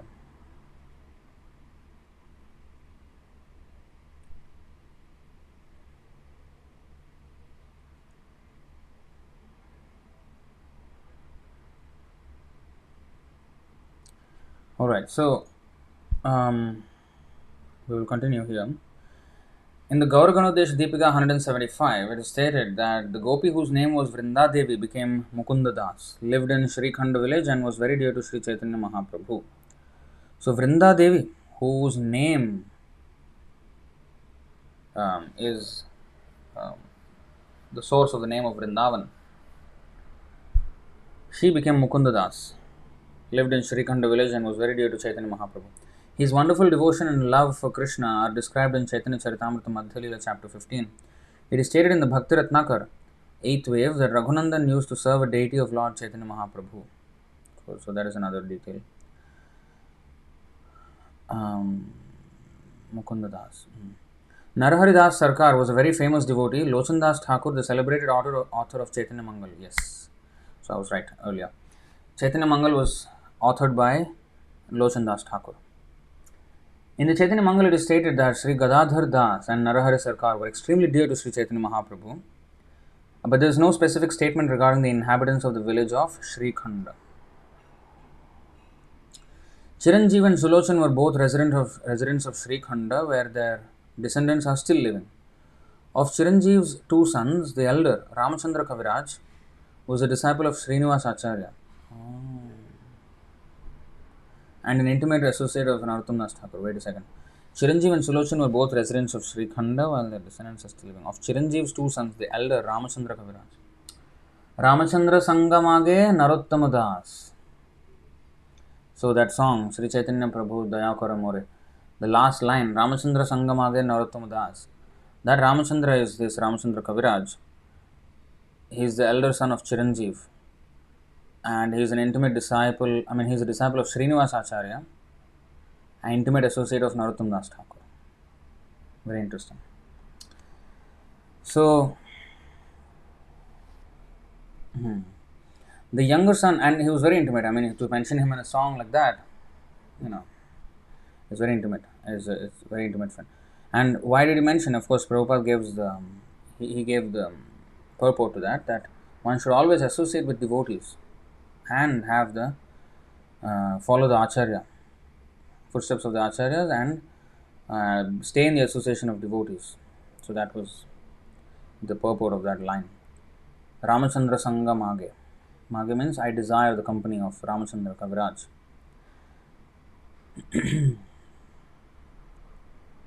The younger son of Govindadas Kaviraj, the younger son was Govindadas Kaviraj, the famous Vaishnava poet. Oh, Govindadas Abhilashare, Bhajahuremana Srinandanandana. That song is written by Govindadas, and oh wow, they are two sons, Ramachandra and Govinda are sons of Chiranjeev. So okay, now I get the connection. Okay, so good. And this Chiranjeev and Sulochan are who again? Khandavasi Mukunda and his son Raghunandan were 39 branches. Narahari was 40. Chiranjeev and Sulochan the 42nd. Was the eldest son of Narayan Das and eldest brother of Narahari Sarkar. So Mukunda Das and Narahari Sarkar are brothers, son of Narayan Das. Second brother's name was Madhav Das. So Mukunda, Madhava and Narahari, they are brothers.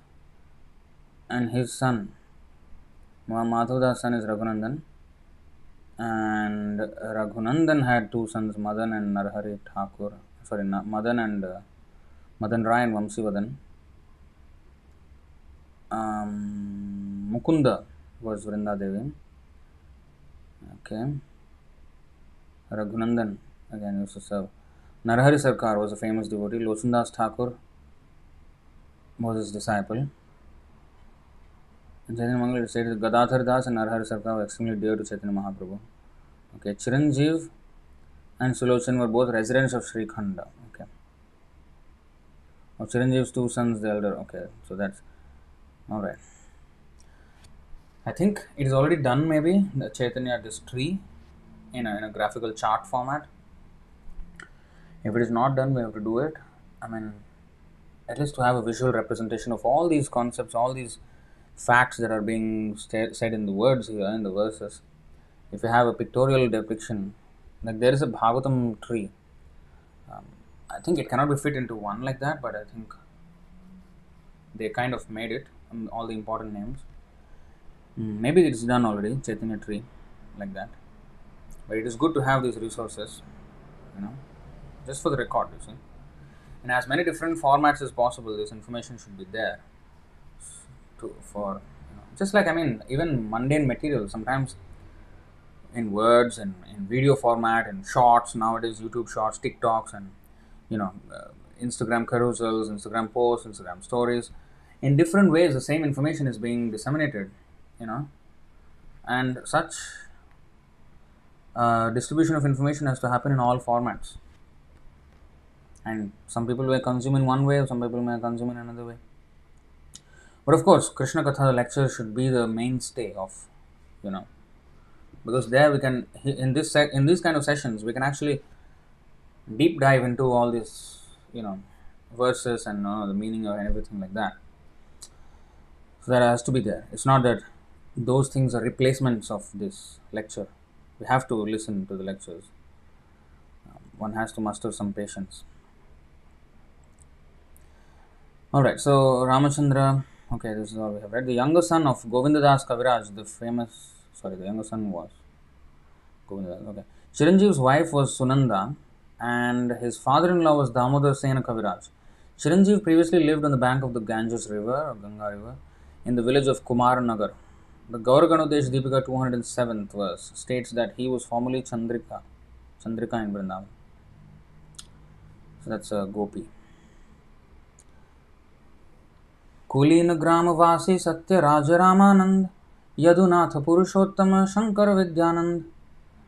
Satyaraj, Ramanand, Yadunath, Purushottam, Shankar and Vidyananda all belong to the 20th branch. What? 20th branch?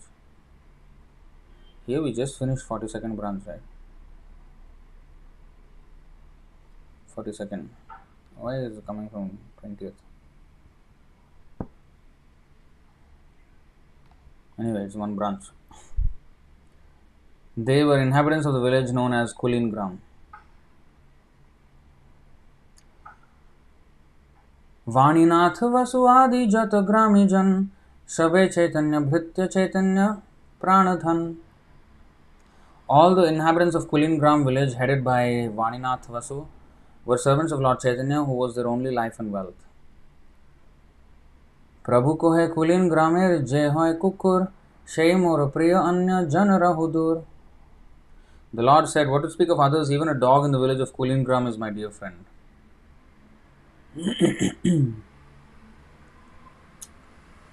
कुलीन ग्रामेर भाग्य को होने ना जाए Shukar Charaya Doma Seha Krishna Gai. Wow. No one can describe the fortunate position of Kulingram. It is so sublime that even sweepers who tend their hogs there also chant the Hare Krishna Mahamantra.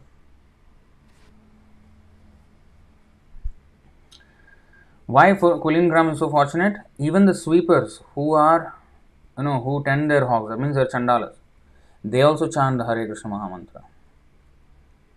Then why are they still tending hogs? Well, they will give up, or they have given up. They used to maybe tend hogs, now given up, or even if they tend hogs and they chant Hare Krishna, still they adhere to Krishna. Of course, they will not eat. As you become Vaishnava, you won't eat all these things. But you see, now let's not just have Kulingram as that fortunate village.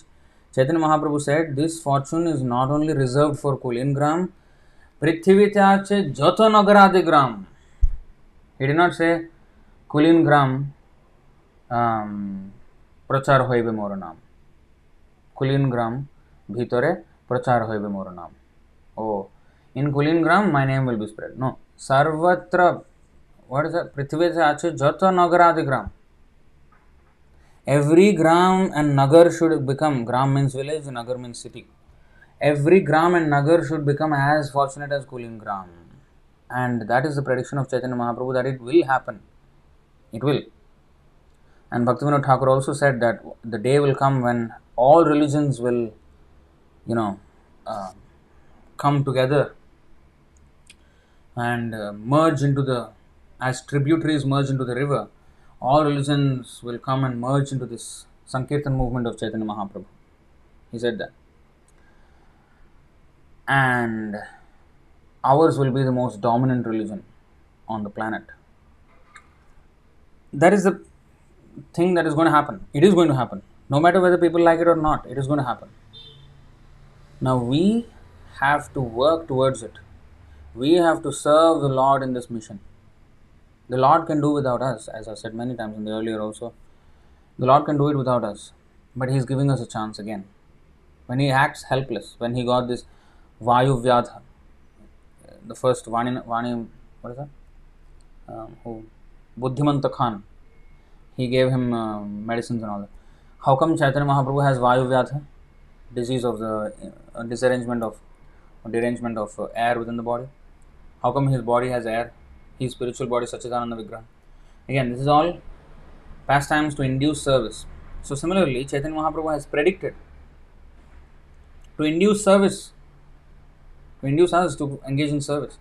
So we cannot think of our comforts, how can I live a happy life chanting Hare Krishna in my house, that's not our life. We have to preach.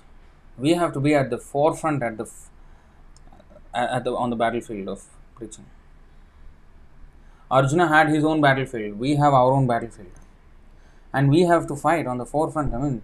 We have to be frontliners on the battlefield. And what does that mean? What is that fight? Actually, it is a movement of love. It is chanting. Of course, there will be some opposition. Yeah, but by Krishna's grace, we will overcome all of that. But we have to go forward with our preaching. We have to. And we have to have that vision. We should not lose the vision that Chaitanya Mahaprabhu has given us. It's not a vision we are imagining. It is a vision that Chaitanya Mahaprabhu, Bhaktivinoda Thakur, they have given us this. That this is going to happen. So we have to put that clear in the picture. Prithivityache Jata Nagaradigram, every single town and village should be chanting Hare Krishna. The news should be flooded with Hare Krishna news. Oh, another temple opened. That should be the subject of the newspapers. Recently we came out in the local news here for our Kirtan. That should be the thing. And that should dominate. Not somewhere, it should be the main page, first page news. It should dominate. We should dominate. Love of Godhead should dominate. What is the meaning of inundation? Inundation means flooding. We have to flood. Our Sankirtan movement should be the talk of the town. How can we shut up the gossip of the nonsense of this world, nonsense gossip of this world, let that subject matter of the gossip be our Sankirtan. That should be the our end goal. Like, what do they speak in the newspapers? Whatever happens in the world. Because nothing is happening in the Hare Krishna movement. I mean, it's not even prominent, so nothing is being splashed in the news. The non-devotees should talk about devotees. The non-devotional newspapers, they should be bound to talk about devotees. That is how it should be.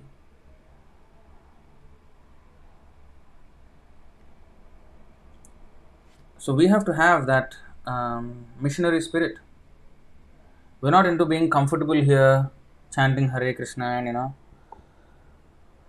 chant and be happy is what we say. But how can you be happy when everybody is suffering and you're sitting silently, at home, like very happy, Hare Krishna, like. Yeah, I mean, of course, we don't saying, don't chant at home. Chant, but have that missionary spirit, have that do or die spirit. That's what Chaitanya Mahaprabhu wants. That's what our parampara stands for.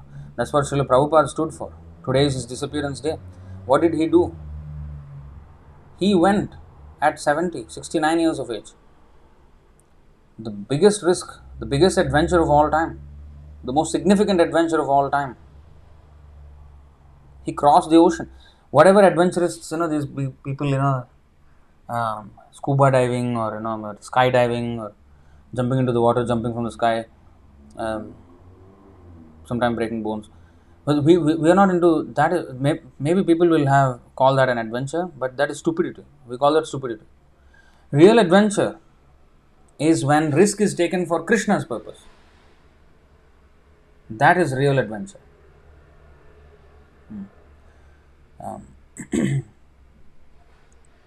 Otherwise, it is just a venturing into hell. Or dive, scuba dive, sky dive. You're going down only, you're not going up. You're going up and only to jump down. I'll show you this thing.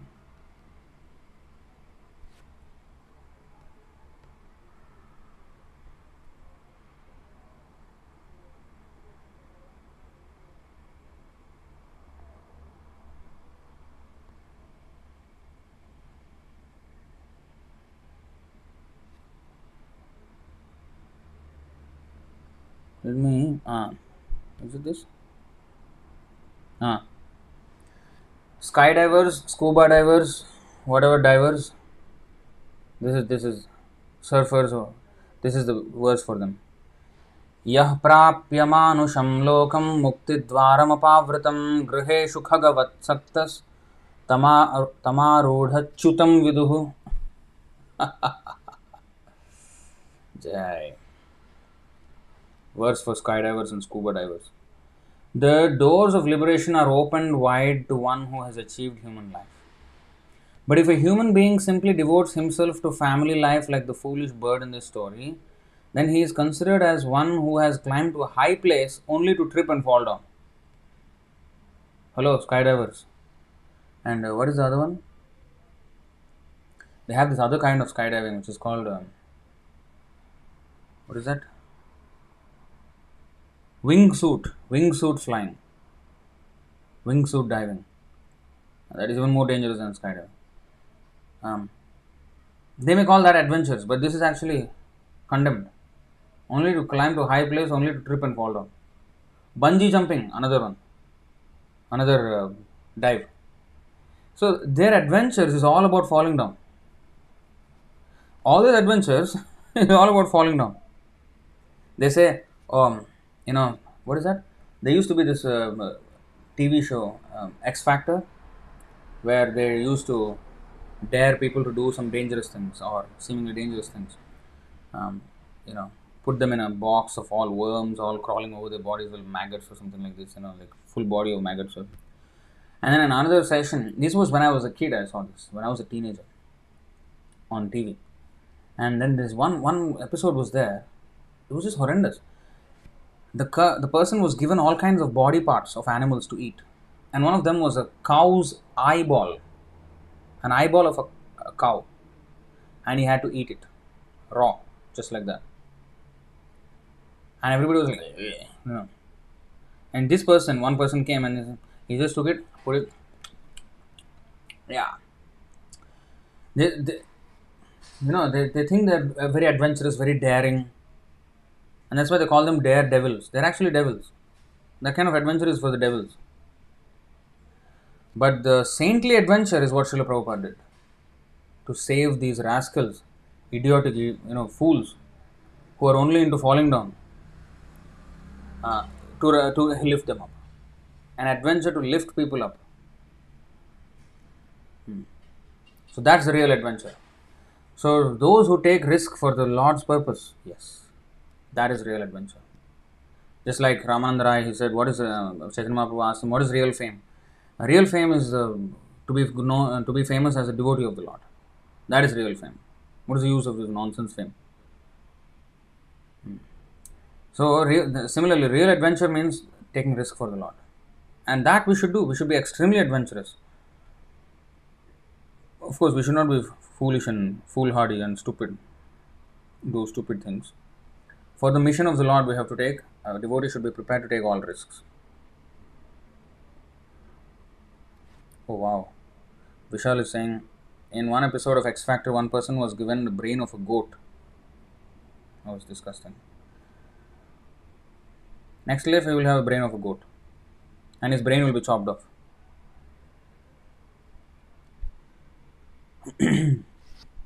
So, what is the time? Okay, I think we'll wrap up. How many verses are there in this chapter, though? Oh, still a lot more. Okay, we are at where? 83. Is it? It's 83.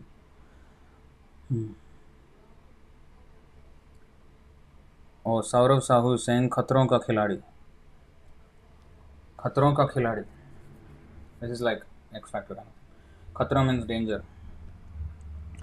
So, yeah, I mean, they're playing with danger. They think that is adventure. And padam padam yad vipadam. You know, just to give a context, they are diving into this, diving down in different ways, in different places, and that they call that adventure. Um, that is extreme. You know what Prabhupada considered a waste of time, and actually Prabhupada cried. Prabhupada shed tears. For what? Not for skydiving or scuba diving, but as simple as golf. One person, so Prabhupada was walking in the park, early morning walk, and there was this man who was playing golf, and he was, carefully, you know, I don't know what the all terminology of golf, I do not know. He was trying to put the ball in that hole. Then Prabhupada saw that and he was like, he shed tears. You know why? He said, this man has received such a valuable human life. He can make complete solution to all problems. But he is using his entire God-given intelligence to put a ball in a hole. How lamentable is that? And Prabhupada actually shed tears. How he's wasting his time. He could have been happily playing with Krishna. And now he's here. Not only putting the ball in the hole, he himself falling in the Andhakupam, the blind well of materialistic existence. He's already deep inside it. Yeah? And now falling even further. Everything is about falling. Even the water slides, this roller coaster, all about this falling. That is the thing that gives them the kick. It's all about falling down.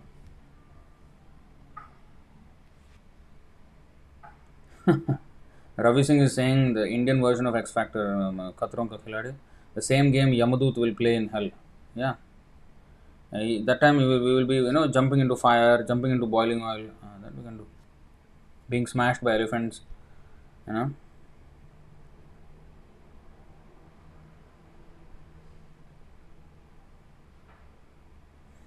Putting stool in body. Really? Eating stool. Become dogs and hogs? No. You can whole life eat stool. So our adventure is to make every gram and nagar as fortunate as Kulin gram. कुलीन ग्रामीर भाग्य को होने न जाए शुकर चराय डोम सेह कृष्ण गाय. No one can describe the fortunate position of Kulingram. It is so sublime that even sweepers who tend their hogs over there also chant the Hare Krishna Mahamantra. That's what we want. Every single village should become like this, town and village. Then we can rest. Of course, Krishna will keep us on our toes. Even then we cannot rest. No. You know why? And why do we want rest from service? We don't want rest. Parikshit Maharaj was ruling a kingdom like that. A Krishna conscious kingdom over the entire earth. And he was not resting, he was alert.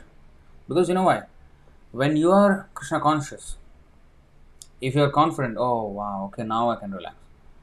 That's when relax is the word of Maya. Because if you relax your alertness to Krishna, and immediately Maya will enter. Krishna bahirmukha hoye bhagavan chha kare nikatastha maya tare japatya dhare. Finish. She is just waiting. When you will little bit slacken, she will say, you're enough, you're Krishna conscious. See, whole world has become Krishna. Now relax. Relax, nonsense will come inside. So we have to be alert not to let it come inside. If you see, we learned this from the Gundicha Marjan Leela. I'll just quickly go through that before we wrap up. You see here, it's interesting how it is described by Bhaktisiddhanta Saraswati Thakur when he was commenting on the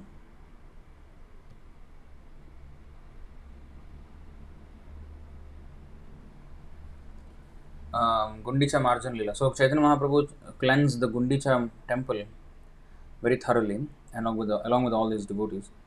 And there is a deep meaning to that, Mandir Marjan. So, this particular verse, Eimata Puradwar age patha jata sakala shodhilo taha ke varnibe katha. Outside the gateway of the temple, all the roads were also cleansed and no one could tell exactly how this was done. Okay. So, in commenting on the cleansing of the Gundicha temple, Srila Bhaktisiddhanta Saraswati Thakur says that Chaitanya Mahaprabhu as the world leader was personally giving instructions on how one should receive Lord Krishna, the Supreme Personality of Godhead, within one's cleansed and pacified heart. If one wants to see Krishna seated in his heart, he must first cleanse the heart as prescribed by Sri Chaitanya Mahaprabhu in his Shikshashtaka. How to cleanse the heart? Chetodarpana Marjanam. In this age, everyone's heart is especially unclean as confirmed in Srimad Bhagavatam. Hridyanta sthohi abhadrani. To wash away all dirty things accumulated within the heart, Sri Chaitanya Mahaprabhu advised everyone to chant the Hare Krishna mantra. The first result will be that the heart is cleansed. Chetodarpana Marjanam. Similarly, Bhagavatam confirms this. Hridyantasto hi abhadrani Srimatam Sukata Krishna Punya Shravana Kirtana Hridyantasto hi abhadrani Vidhunoti Suhrit Satam. Sri Krishna, the personality of Godhead, who is the Paramatma, super soul in everyone's heart and the benefactor of the truthful devotee, cleanses desire for material enjoyment from the heart of the devotee who relishes his messages, which are in themselves virtuous when properly heard and chanted. So this temple of everyone's heart has to be cleansed first in order for Krishna to be properly worshipped there in the heart. If a devotee at all wants to cleanse his heart, he must chant and hear the glories of the Lord. So this is the only way, Krishna Katha, Shravanam Kirtanam. Okay? This is a simple process. So our methodology is very simple actually. Krishna Katha, that's all. But it must be spread everywhere, somehow or other. Krishna himself will, if we just keep on this simple process and be persistent, we will come out successful. It's not that we have to do some fancy things to make it successful. No. We just have to do this on a regular, rigid basis. And spread this to as many people as possible. The program is already given. The formula entirely is given. We just have to execute now, that's all. We have to execute. Execution is the only thing left. So Krishna himself will help cleanse the heart because he is already seated there. Krishna wants to continue living within the heart and the Lord wants to give directions, but one has to keep his heart as clean as Lord Chaitanya Mahaprabhu kept the Gundicha temple. The devotee therefore has to cleanse his heart just as the Lord cleansed the Gundicha temple. In this way one can be pacified and enriched in devotional service. If the heart is filled with straw, grains of sand, weeds or dust, in other words, Anyabhilasha Purna, instead of Anyabhilasha Shunya, Anyabhilasha Purna, full of all other kinds of desires other than Krishna, so the desire to serve Krishna.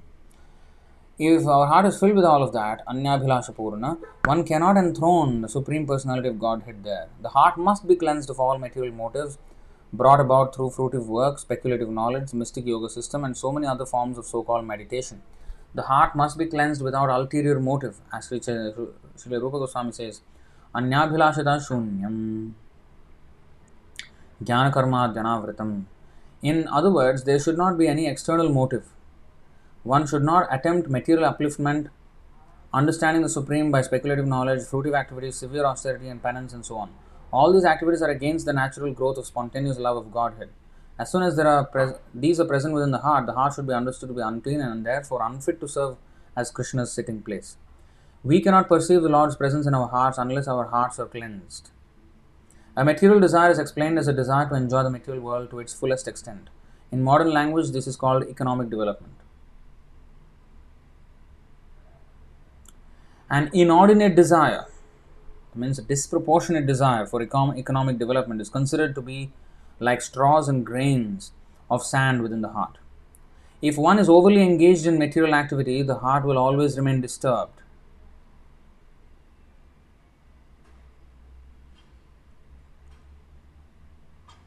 You see, if we are in the material activity, our heart is bound to be disturbed. It will remain disturbed. And disturbed in the sense not just by trouble, but by happiness also. If one is satisfied in this kind of, earning money, and he's actually disturbed because we are distracted from our real goal of life, which is to become a devotee of Krishna. As stated by Narottam Das Thakur, Samsara Vishanale Divanishi Hiya Jvale Judaite Nakoinu Upay.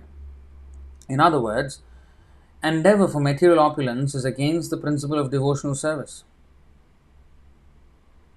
Material enjoyment includes activities such as great sacrifices for auspicious activity, charity, austerity, elevation to the higher planetary system, and even living happily within the material world.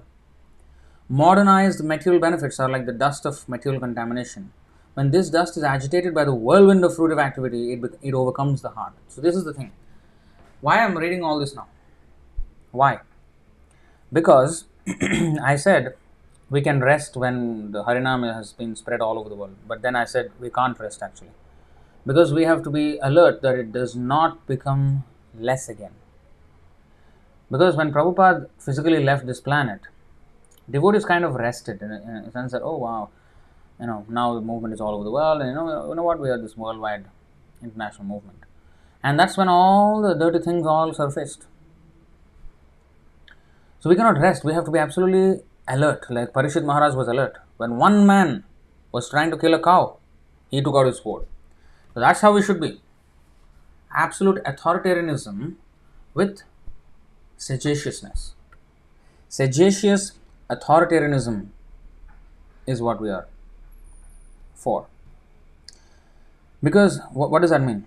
That means we are not into this democracy. Democracy is for demons. Because democracy, people will vote and they do not know what is actually good for them. The vast majority of people do not know, unless they are Krishna conscious. They will not know what is good for them. Even if they are Krishna conscious, they might, slip into lesser standards of Krishna consciousness. We have seen in our movement devotees who are away from temple. Temple is authority, where there is discipline, there is some structure, there is standards. And when I am away from the temple, I tend to slacken in my determination to wake up in the morning, to chant Hare Krishna, to eat only Krishna Prasadam, to read only Prabhupada's books. We slacken in these things. So just imagine if there is no authority, and if I slacken and slacken, I will get comfortable in my so-called Maya, where I will have this slackened version of Krishna consciousness, where I chant, namesake, but then do my all other things, everything just like a karmi. I'm almost indistinguishable from a karmi. So that state, and I've seen many devotees, even now, they're kind of comfortable in that false security that they have in material life, where, okay, they have some, financial comfort. They're chanting Hare Krishna, but no overt actual surrender. I mean, dedicating their life and just living for Krishna. That thing is not there. I've seen many devotees who are like that. And when they meet devotees who follow everything, they feel a little bit embarrassed, they feel a little bit shy, they feel a little bit I will respect this devotee, yes, for what he's doing, but I don't want to be too near to this devotee because then I will have to give up my so-called comforts of material life. So I will respect him from a distance. I have all respect for him. Oh wow, but you know what? I'll keep that distance.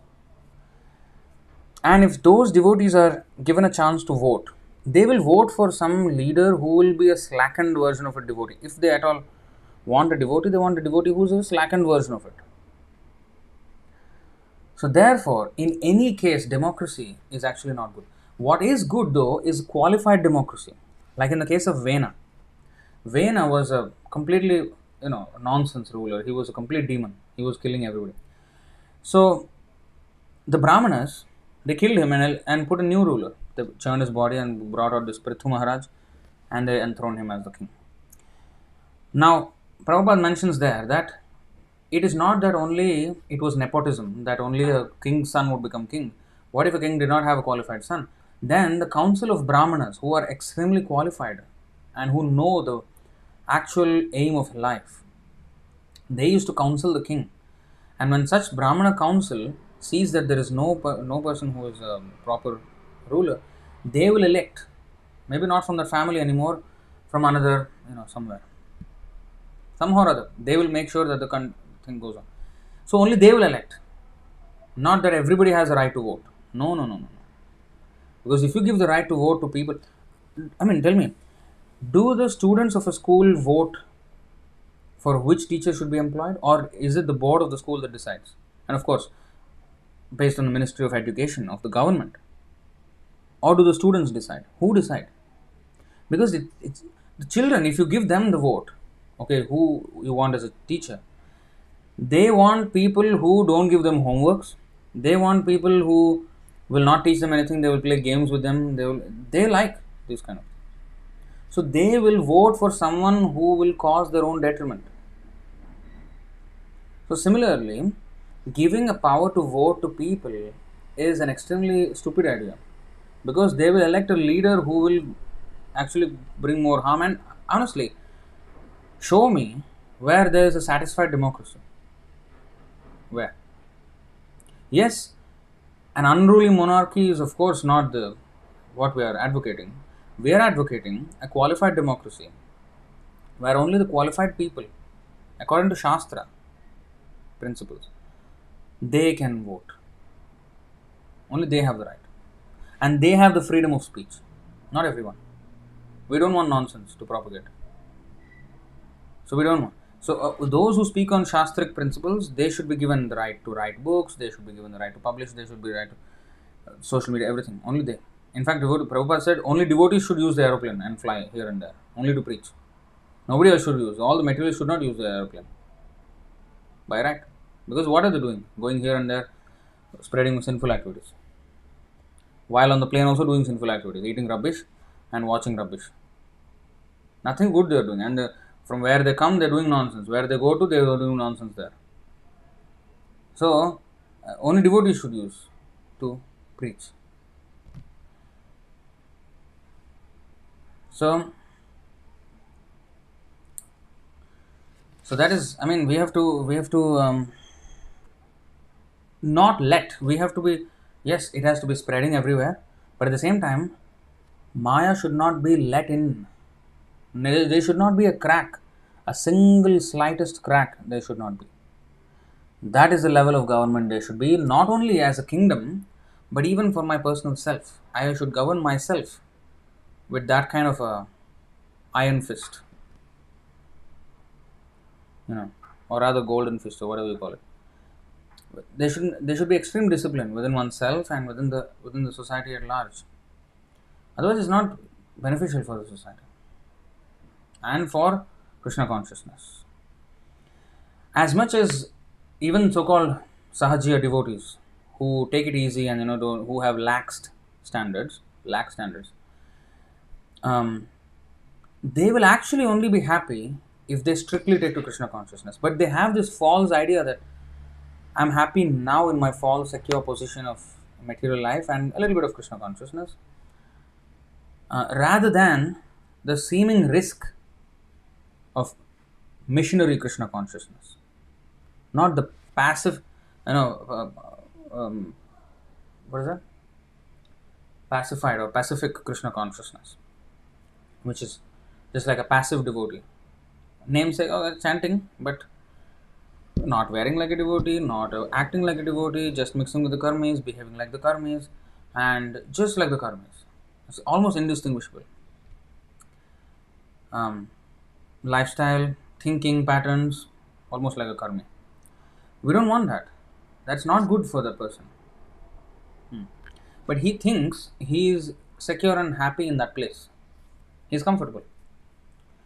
But that's the comfort that Maya seemingly offers. Actually, he's in a dangerous position. He does not know that. To be in a risky position in Krishna consciousness is the safest position. And to be safe in a material position is the riskiest position. Why? Because to consider this dangerous place as safe is more danger than being alert to the danger. I've said this in another way, and I've showed those verses 4, 29, 53 and 54. The deer who's standing in this garden with his wife, and this beautiful romantic scene where flowers, fragrance of the flowers, it was so romantic. But in front of him in the bushes there was a tiger, and behind him was a hunter. He was threatened from all sides. So that's the danger we are in. If I am alert to the danger, then I will at least take steps to come out of it or make some endeavor. At least I am aware of my danger, and then I am taking steps to actually become safe. In order to be safe, I must first of all acknowledge the presence of danger, and then I have to have the means by which to counter that danger or come out of that danger, and I have to actually execute on those means. There is so much to do to come out of this danger. But if I am not even aware of the danger, I am in the worst danger. If I feel that is safe, I am just hopeless. So to feel safe in a material platform is the riskiest position, and to be taking risks for Krishna's service is the safest position. There is a beautiful line by Bhaktivinoda Thakur in one of his songs in Sharanagati. I credit Nishita Mataji, there's one Mataji devotee, who showed me this verse, this song. And I was actually going through that song, and I saw this line. It's beautiful.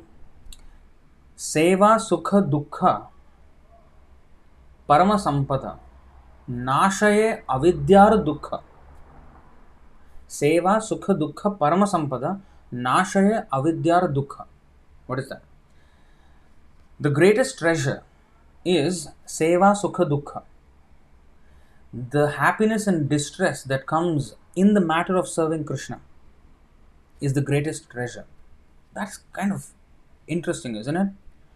How come there is dukkha in seva? Seva, sukha, dukkha. How come there is dukkha in seva? Yes, there is anxiety, there is lamentation. If you see Bhakti Rasamrita Sindhu, there are all these symptoms. Lamentation, fearfulness, death also, ghastliness. There are so many things in devotional service. But they are paramasampada. They are actually ecstasies, manifestations of ecstasies. The anxiety for Krishna, the pain, everything for Krishna, the risk taking for Krishna. Like what Prabhupada did. He is leading by example. He showed it. He demonstrated how one should take risks for Krishna. His life was a demonstration of that. So we should follow in the footsteps of the Acharya. We should take risks. And for that, we have to be thoroughly convinced about Krishna consciousness, first of all. That we are convinced to take even risks for Krishna. Of course, I'm not saying we should do stupid things for Krishna. We should, for preaching, you only if you are in the guidance of proper devotees, then you will understand what those risks are and what we can do, what we cannot do. But anyway, we should go out of our comfort zone. That is the risk. Always work outside of the comfort zone. Never work inside of the comfort zone. Go outside always. If you are shy and talking to people, just go and talk to people and distribute books. We have to combat that. We have to work outside of our comfort zone. So, seva, sukha, dukkha. There will be so many so-called impediments sometimes. Like, when Sankirtan movement was going on, there was this Chand Kazi who stopped the Sankirtan movement and he broke the Mridanga. And all the devotees were quite, afraid to do Sankirtan anymore. Everybody was only quietly chanting Hare Krishna. Chaitanya Mahaprabhu said, no, let's go, march. Then, there was this, this non-cooperation movement, and then eventually Chand Kazi gave in and then became a devotee and supported the Sankirtan movement. But, so there is going to be these, all kinds of things that will happen in the matter of seva. But, they are Paramasampada. They are our greatest treasure. Those experiences in devotional service are the greatest treasure. Actually, that is true. And the next line is Nashaye avidyar dukkha. These seva, sukha, dukkha, the happiness and distress that comes with serving Krishna, completely destroys the material suffering. Completely destroy. And actually, it is true. Even though it's full-time life, when you have surrendered, when you are doing this for Krishna, full-time, you have to combat so many things. From family, from even sometimes government, sometimes other, non-devotees in general. There will be a lot of backlash from everywhere. And all kinds of things may happen. But a devotee who goes through that situation will want to go through it more. And he is not paid. He does not have anything that come. The only inspiration, like if you give up your life for a cause, without even a pay. Even a soldier on the border of a country and he dies in a war, that is glorified. Like, oh, I am dying for my country. Yes, that is a sacrifice, of course. But even that is incomparable to the sacrifice of a devotee.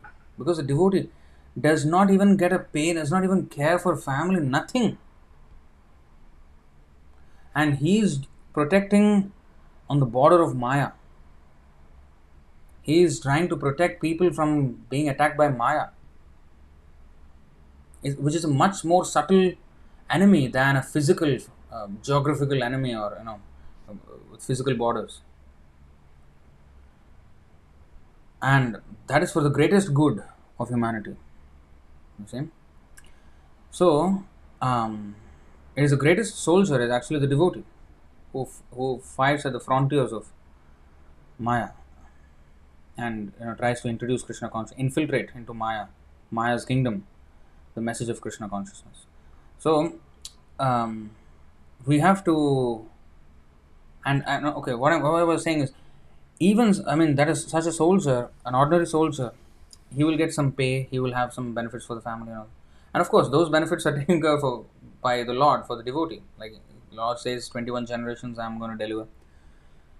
But externally, it's not that, oh, I have taken this risk. Okay, temple, now please pay me this much extra commission because I have taken higher risk. No. He will never want to take a penny. The more one takes risk for Krishna, the more he wants to do it selflessly. The more one... So that's the beauty of Krishna consciousness. Like the Pandavas, where they went through everything, but they never once complained. So that is Krishna consciousness. So, in fact, they would rather... what is this? Kunti Devi is saying, Vipadah santu taha shashvat. Tatra tatra jagat guru. Bhavato darshanam yatsyad. Apunar bhavadarshanam. She said, I want those calamities. Seva sukha dukkha parama sampada. Nashaya avidyar dukkha. She said in a different way. You give me all those calamities because then I can remember you. Because if I don't remember you, then we have to go in this calamity of birth and death. Avidyar dukkha. Avidyar means the dukkha, the misery, the suffering that comes from ignorance, which is this material suffering. So, seva sukha dukkha parama sampada. So the person who actually takes risks for Krishna, he will feel the safest. He will feel Krishna's protection even more and more and more. The more we surrender to Krishna, the more we take risks for Krishna and surrendering unto Him as the only protector, the more Krishna will reciprocate. Ye yatha mam prapadyanti tam sathaiva bhajami. And that reciprocation will fuel his surrender even more. And that's why he will become more and more selfless in his surrender to Krishna. And that is when he will actually become happy. Praharshayishyami sanatha jivitam. What is that? Yamunacharya in the Stotra Ratna, he says, Bhavantam evanucharan nirantaram prashanta nishesa manorathantaram kadaham aikantika nityakinkara praharshayishyami sanatha jivitam. I will be happy, I will be completely happy in such a in such a situation where I will be sanatha, having a proper guardian in you, Krishna. I don't want to be anatha or an orphan in this material world. I want to be sanatha. I want to be protected by you. I don't want to be left as anatha in this,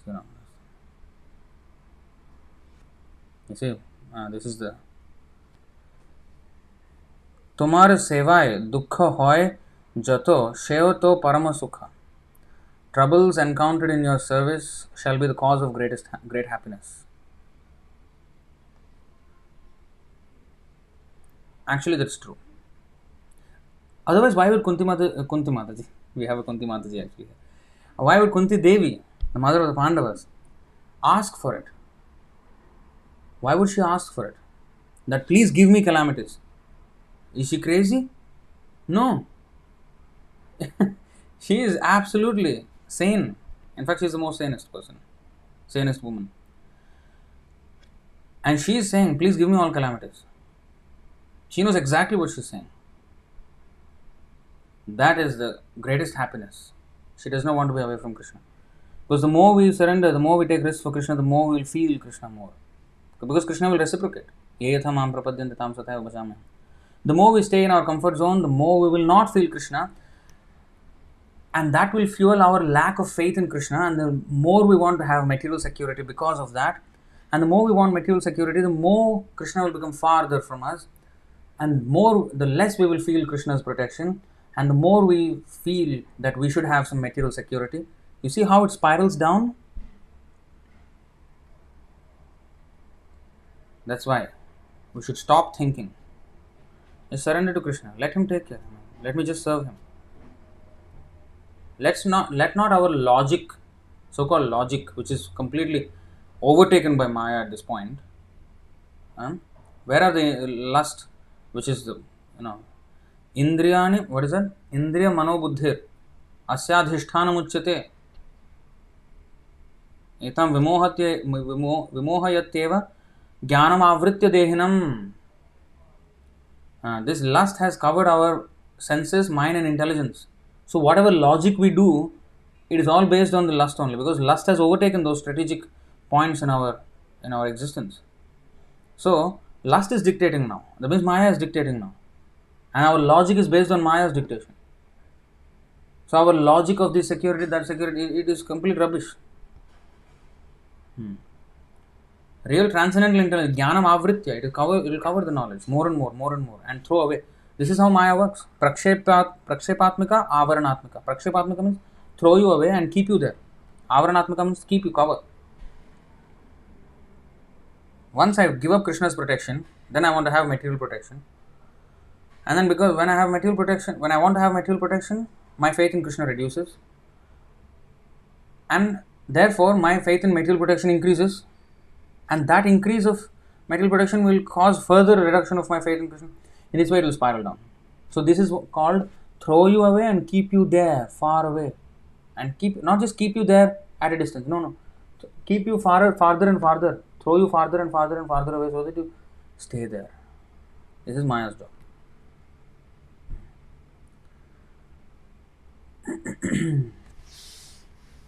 So okay, just complete this purport here, because I have not come to the part where we have to stay alert. Modernized material benefits are like the dust of material contamination. When this dust is agitated by the whirlwind of fruitive activity, yeah, this was where I was. Because if there is, suppose the temple is cleansed. Now, Gundicha Mandir margin, temple is cleansed. Similarly, our heart, suppose, is cleansed completely by chanting Hare Krishna. Okay, fine. Now I am cleansed. Now I can rest. No. I have to keep chanting. Because Madana Pavano Dhutamo Hormimale, the whirlwind of lust will carry the dust from outside and bring it inside again. Not that now it is clean. Now I can, no, there are windows and doors, my sir. So again it will come. We have senses. Senses are our doors. Navadvaram pure dehi. This body has 9 doors and they are open always. Some of them are closed sometimes, but some of them are always open, like our ears, which is the worst door, because that is where all the programming from Maya, that messaging from Maya comes. What happens then? We'll be convinced. The lust, the whirlwind of lust will sweep, will take all the dust and put it inside again. So therefore, the outside also has to be cleansed, outside of the temple. That is what is stated here. See, modernized material benefits are like the dust of material contamination. When this dust is agitated by the whirlwind of fruitive activity, it overcomes the heart. Thus, the mirror of the heart is covered with dust. There are many desires to perform auspicious and inauspicious activities, but people do not know how life after life they are keeping their hearts unclean. One who cannot give up the desire for fruitive activity is understood to be covered by the dust of material contamination. Karmis generally think that the interaction of fruitive activities can be counteracted by another karma or fruitive activity. This is certainly a mistaken conception. If one is deluded by such a conception, he is cheated by his own activity. Such activities have been compared to an elephant's bathing. An elephant may bathe very thoroughly, but as soon as it comes out of the river, it immediately takes some sand from the land and throws it all over his body. If one suffers due to his past fruitive activities, he cannot counteract his suffering by performing auspicious activities, so-called auspicious material activities. Of course, all auspicious activities, chanting, that will completely cure. But by performing other material so-called auspicious activities, we cannot counteract the inauspicious results. The sufferings of human society cannot be counteracted by material plans, in other words. The only way suffering can be mitigated is by Krishna consciousness. When one takes to Krishna consciousness and engages himself in the devotional service of the Lord, beginning with chanting and hearing the glories of the Lord, the cleansing of the heart begins. When the heart is actually cleansed, one can clearly see the Lord sitting there without any disturbance. See this? When the heart is actually cleansed, one can clearly see the Lord sitting there without any disturbance. Now we cannot see anything. We cannot see our heart, we cannot see the Lord, we cannot nothing. Just see how much we are covered by the grime, not just dust, grime of material. You know what's grime? You know those the stubborn dust, which is like with the oil and just stuck there to the surface and can't even go when you rub it off. Stubborn, the grime. That's how the grime of material dust has so much that we can't even say anything now. But Prabhupada is giving us a glimpse of what it is when one's heart is cleansed. When the heart is actually cleansed, one can clearly see the Lord sitting there without any disturbance. In Srimad Bhagavatam 9.468, the Lord confirms that He sits within the heart of the pure devotee. Sadhavo hridayam mahyam, sadhunam hridayam tvaham. Tumar hridaya sada Govinda Vishram. Another song says. Govinda takes shelter of the heart of the devotee. Impersonal speculation, monism, merging into the existence of Supreme, speculative knowledge, mystic yoga and meditation are all compared to grains of sand. They simply cause irritation to the heart, agitate the heart. No one can satisfy the Supreme Personality of Godhead by such activities, nor do we give the Lord a chance to sit in our hearts peacefully. Rather, the Lord is simply disturbed by them. Sometimes yogis and jnanis in the beginning take to the chanting of Hare Krishna Mahamantra as a way to begin their various practices. But when they falsely think that they have attained release from the bondage of material existence, they give up chanting. They do not consider the ultimate goal is the form of the Lord or the name of the Lord. Such unfortunate creatures are never favored by the Supreme Personality of Godhead, for they do not know what devotional service is. Lord Krishna describes them in the Bhagavad Gita in this way. Tanaham dvishatah kruran samsareshu naradhaman kshipam yajasram ashubhan asurishveva yonishu. Those who are envious and mischievous, who are the lowest among men, are perpetually cast into the ocean of material existence, into various demonic species of life. By his practical example, Sri Chaitanya Mahaprabhu has shown us that all the grains of sand must be picked up thoroughly and thrown outside. Okay? All the grains of sand must be picked up thoroughly and thrown outside. Sri Chaitanya Mahaprabhu also cleansed the outside of the temple, fearing that the grains of the sand would again come within. This is the point I wanted to make. So therefore, when every gram and nagar of the world becomes as fortunate as Kulin gram, still we cannot rest, because we have to be alert, and you have to clean the outside of the temple, fearing that the grains of the sand would again come within. In this connection, Srila Bhaktisiddhanta Saraswati Thakur explains that even though one may become free from the desire for fruitive activity, sometimes a subtle desire for fruitive activity again comes into being within the heart. One often thinks of conducting business to improve devotional activity, but the contamination is so strong that it may later develop into misunderstanding, described as kutinati, fault finding, and pratisthasha, the desire for name and fame and for a high position, jiva himsa, envy of other living entities, nishiddhachara, accepting things forbidden in the Shastra, kama, desire for material gain, and puja, hankering for popularity. The word kutinati means duplicity. As an example of pratisthasha, one may attempt to imitate Srila Haridas Thakur by living in a solitary place. One's real desire may be for name and fame. In other words, one thinks that fools will accept one to be as good as Haridas Thakur just because one lives in a solitary place. These are all material desires. A neophyte devotee is certain to be attacked by other material desires as well, namely desires for women and money. In this way, the heart is again filled with dirty things and becomes harder and harder, and like that of a materialist. Gradually, one desires to become a reputed devotee or an avatar incarnation. And of course, it goes on to mention the jiva himsa. The word jiva himsa, envy of other living entities, actually means stopping the preaching of Krishna consciousness. This is the pinnacle of definition of violence. Jiva himsa, envy of other living entity, or violence, means to actually stopping the preaching of Krishna consciousness. So, as long as we are not preaching, we are violent beings, violent creatures. No, I am very peaceful, I am just sitting in my home. No, you are violent. You are a violent narcissist, interested in your own self and committing extreme violence to others. Why? Not preaching. So that should be our attitude. We should always think of preaching and preach, engage in preaching work. Otherwise, we are committing violence. Because why? People are suffering for lack of Krishna consciousness. And I know the answer, but I am not sharing it with others. Let them suffer. No, what is there? I will be happy. That is violence. If I am happy for their suffering, I am violent. Preaching work is described as paropakar, welfare activity for others. Those who are ignorant of the benefits of devotional service must be educated by preaching. If one stops preaching and simply sits down in a solitary place, he is engaged in material activity. If one desires to make compromise with the Mayavadis, he is also engaged in material activity. A devotee should never make compromises with non-devotees. By acting as a professional guru, mystic, yogi, miracle man, one may cheat and bluff the general public and gain fame as a wonderful mystic, but all this is considered to be dust, straw, and grains of sand within the heart. In addition, one should follow the regulatory principles and not desire illicit sex, gambling, intoxicants, and meat. To give us practical instructions, Lord Sri Chaitanya Mahaprabhu cleansed the temple twice. His second cleansing was more thorough. The idea was to throw away all the stumbling blocks on the path of devotional service. He cleansed the temple with firm conviction, as is evident from his using his own personal garments for cleaning. Sri Chaitanya Mahaprabhu wanted to see personally that the temple was thoroughly cleansed to the standard of clean marble. Clean marble gives a cooling effect. Devotional service means attaining peace from all disturbances caused by material contamination. In other words, it is the process by which the mind is cooled. The mind can be peaceful and thoroughly cleansed when one no longer desires anything but devotional service. You see this? Kevala Vishar Bhanda. What is that? The other verse. Bhukti Mukti Siddhikami Sakalya Shanta Krishna Bhakta Nishkam Atayeva Shanta.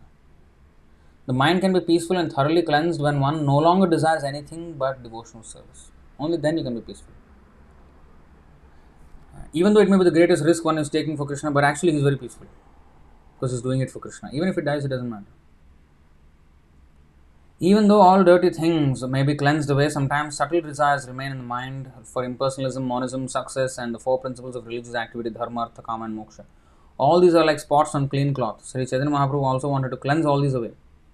By his practical activity, Sri Chaitanya Mahaprabhu informed us how to cleanse our hearts. Once the heart is cleansed, we should invite Lord Sri Krishna to sit down and we should observe the festival by distributing prasadam and chanting the Hare Krishna Mahamantra. Sri Chaitanya Mahaprabhu used to teach every devotee by his personal behavior. Everyone who spreads the cult of Sri Chaitanya Mahaprabhu accepts similar responsibility. The Lord was personally chastising and praising individuals in the course of the cleaning. See, he was chastising and praising. And those who are engaged as acharyas must learn from Sri Chaitanya Mahaprabhu how to train devotees by personal example. The Lord was very pleased with those who could cleanse the temple by taking out undesirable things accumulated within. This is called anartha nivritti, cleansing the heart of all unwanted things. Thus, the cleansing of the Gundicha Mandir was conducted by Sri Chaitanya Mahaprabhu to let us know how the heart should be cleansed and soothed to receive Lord Sri Krishna and enable him to sit within the heart without disturbance. In the case of Krishna's birth as well, Janmashtami, first the 6 sons were born, Shadgarbhasuras, who actually represent Devaki represents the devotion, and Kamsa represents Maya. She was always afraid of Kamsa, and devotee should similarly be afraid of Maya all the time, be alert. And in that way, the 6 sons who were killed were actually the 6 Kama, Krodha, Lobha, Moha, Mada, Matsarya, all the dirty things in our heart. When those dirty things in our heart are cleansed, are killed, then Balaram came. The 7th pregnancy was Balaram. Why? Because the heart should be thoroughly cleansed, and so Balaram came and purified the place and gave the strength to hold the Supreme Personality of Godhead Krishna, who was the 8th pregnancy of Devaki. So, in our case also, in order to be pregnant with Krishna in our heart, the 7 pregnancies have to happen. The first 6 pregnancies have to be aborted, have to be killed. What are the 6? Kama, Krodha, Lobha, Moha, Mada, Matsarya. Lust, anger, greed, Lobha, Moha, illusion, Mada, madness, and Matsarata, envy. These 6 things have to be killed. And then Ram, that's why we chant Hare Krishna, Hare Rama. Rama, because we want purification. We want the strength to be able to serve Krishna. So, that devotional strength comes from Balaram. When the womb was purified, then Krishna came. So, similarly, so this is the explanation of Vishwanath Chakravarti Thakur, not my interpretation. You can see in the Bhagavatam purport, I think 11 to 18 or something, 11 to 8, I think. The purport is there. So, this is the explanation. So, again, the same thing. The purification has to happen for the Lord to come inside. So, similarly, just like the heart has to be purified like the Gundicha temple. So, the same concept is explained in the birth of Krishna itself, what Devaki had to go through before the birth of Krishna. So, those 6 pregnancies being aborted, 6 children being killed, not exactly abortion of a pregnancy, but it's actually after the child was taken birth and killed. So, that is painful for a mother, right? Similarly, a devotee may seemingly feel pain when, like these things happen, like when the material contamination is being removed. Sometimes it may cause seemingly, externally, painful, but actually this is the case. Sri Bhagavan Vacha Yasyaham Anugrahanami Harishyetad Dhanam Shanai Tado Dhanam Tyajantyasya Swajana Dukha Dukhitam. Dukha Dukhitam means, see, this is personality of God had said, if I especially favor someone, Yasyaham Anugrahanami, Anugraha means favor, mercy. When the Lord has an extreme mercy on someone, then I gradually deprive him of his wealth. I will not give him more wealth, I will deprive him of his wealth. Thus the relatives and friends of such a poverty-stricken man abandon him. In this way he suffers one distress after another. So just like Devaki suffered one distress after another by having her children killed, smashed to the ground. Similarly, it is painful when one is deprived of these instruments of material wealth which facilitates these 6 garbhasuras, Shadgarbhasuras, these demoniac things that actually are within the heart, which are the dirty things. But we should wholeheartedly accept it. Devaki did not complain. And she did not ask when Krishna was born, she knew that this was the Supreme Personality of Godhead because he came in a 400 form and all that. She did not immediately ask, oh, give my 6 sons back. No. In fact, that's one son also, that was Krishna also, he went away. Immediately after birth, he was taken to the Gokul Dham. So, she never complained about anything. So, devotee, he is so satisfied when he gets Krishna that he does not want any all those kama, krodha, lobha, moha, mada, matsarya. We can see that in the life of Dhruva Maharaj. Kacham vichinman apidivyaratnam swamim kritarthosmi varam nayache. Sthanabhilashi tapasi sthitoham tvam praptavan devamunindra guhyam. I have gotten the rarest diamond. Why do I want, the broken pieces of glass? I don't want. So, okay, we can go on and on. I think we will stop it here.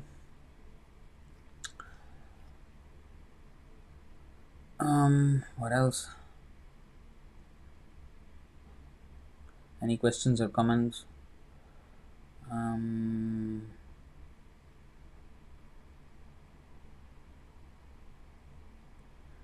Vishal is asking, what is the position of those who are chandalas and mlechas in society because they are not in 4 social orders? Yeah, it's not good to be there. They have to be elevated. Yenye cha papa yadapashraya ashraya shuddhanti tasmai Prabhu Vishnuyama. So basically they have to be given the holy name and Krishna consciousness. So that's how Prabhupada went to America. All of them were mlechas, yavanas, chandalas. He elevated them with the holy name. So that's the mission. They are called Panchama or Antyaja. Antyaja means they are at the bottom of the human civilization. They are not even part of human civilization. They are uncivilized humans who are at the bottom of the human species. Antyaja, they are called. Or Panchama, means lesser than the 4th class man, lesser than the Shudras. Panchama. Or Chandalas, like that.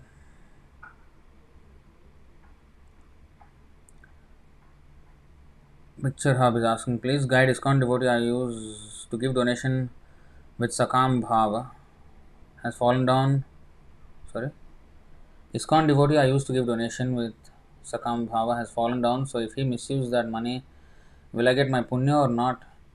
He is gay and many people has caught him in temple. That's unfortunate. So don't associate with him anymore. You associate with proper devotees. Yeah. Please give reference of Ramayana and higher planets having 1 billion verses. I think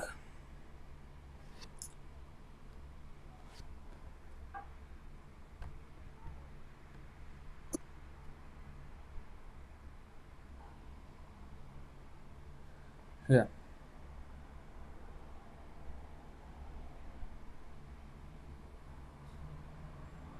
You see, this is Jiva Goswami. So, Srimad Bhagavatam 12, 13, 4 through 9. In this, actually, all the different Purans and how many verses they have, that is mentioned here.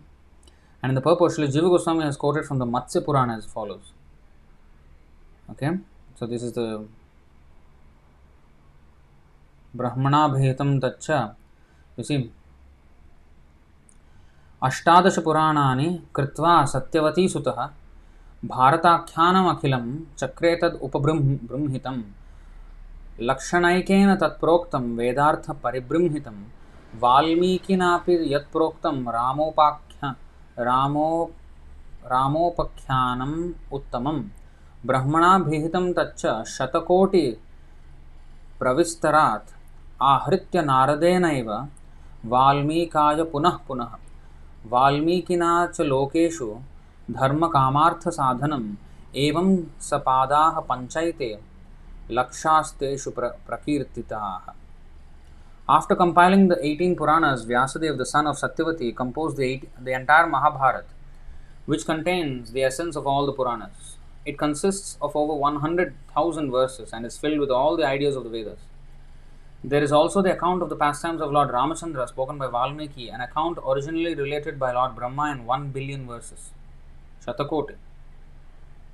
That Ramayana was later summarized by Narada and related to Valmiki, who further presented it to mankind so that human beings could attain the goals of religiosity, sense gratification, and economic development. The total number of verses in all the Puranas and Itihasas is thus known in human society to amount to 525,000. That many number of verses. So that's the reference of Valmiki. Of Ramayana being of 1 billion verses. Prakash Raj asking, ISKCON Bangalore is also against these gurus. What do you say about ISKCON Bangalore? ISKCON Bangalore is against self-made gurus. What do you say about ISKCON Bangalore temple? Yeah, we appreciate that, but we also have some qualms about them. They don't do certain things according to Prabhupada's strict standards. And first of all, they don't cooperate with other Ritvik devotees who are in the same thing. Like with ISKM, they don't cooperate at all. They are against, in fact, against ISKM. So, and what is that? Yes, the other thing is they have these standards of, I have seen Saraswati Puja in their Guwahati temple. Saraswati Puja, when exams were coming, they were doing Saraswati Puja. And similar other, demigod worship sometimes takes place covertly. And then sometimes, their whole style is Sri Sampradaya, and sometimes they give more preference to some sounds, musical sounds, than actual kirtan, holy name. Like, big stone, cornerstone laying ceremonies and all this. In Malaysia, they have a temple. They're going to they're constructing. For the cornerstone laying ceremony, instead of kirtan, when the auspicious moment came, the muhurtam, they stopped all the kirtan and pam pam, and Nadaswaram was going on, and dig dig dig dig, and the mridangam was being played. Without kirtan, no more, no harinam. So we are against such nonsense, and also Akshay Patra. Of course, they are feeding a lot of food, but we have inside information from them itself. Much of it is not even being offered and nothing. Not even prasadam, not even cooked by any devotees, not even supervised by devotees, let alone being offered. So that's discrepancies are going on,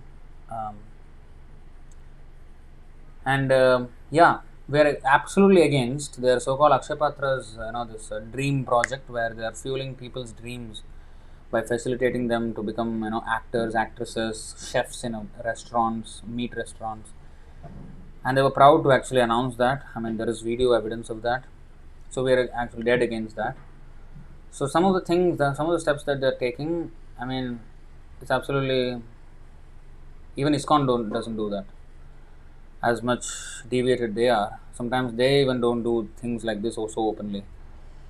So sometimes we have seen such discrepancies with ISKCON Bangalore, and we don't support all of that. But one thing is good. They for Prabhupada. That is what we should do. But then follow Prabhupada means follow entirely, not just initiation. In Prabhupada's Ritvik system. Whereas the structure and the way the movement is run is completely different. No, it should be everything. The flavor should be our movement flavor. You should not feel like something else. So that's what we are against.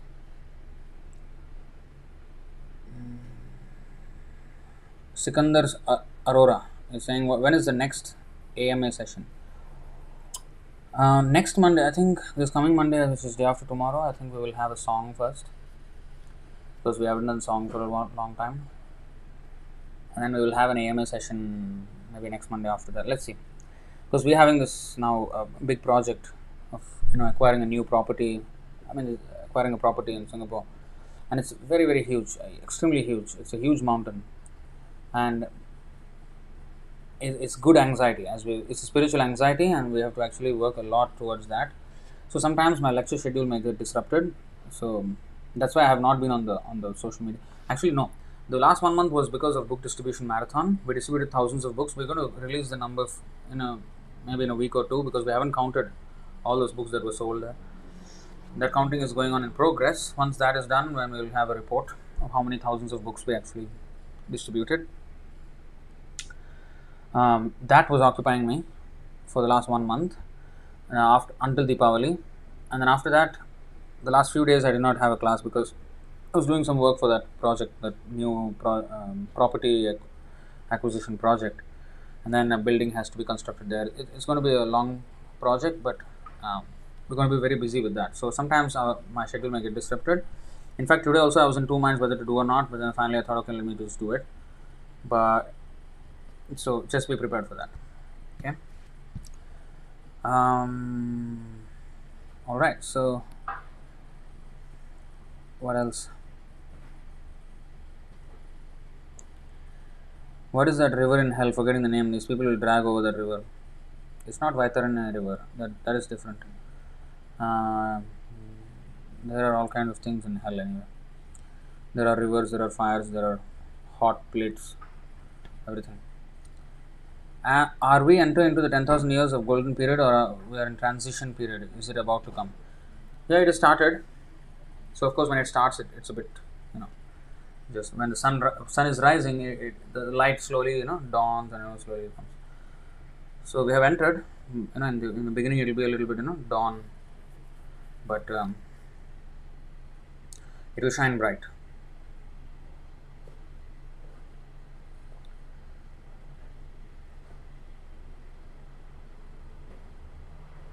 Yeah, Saros House, it already started 534 years to be exact when Chaitanya Mahaprabhu took his birth.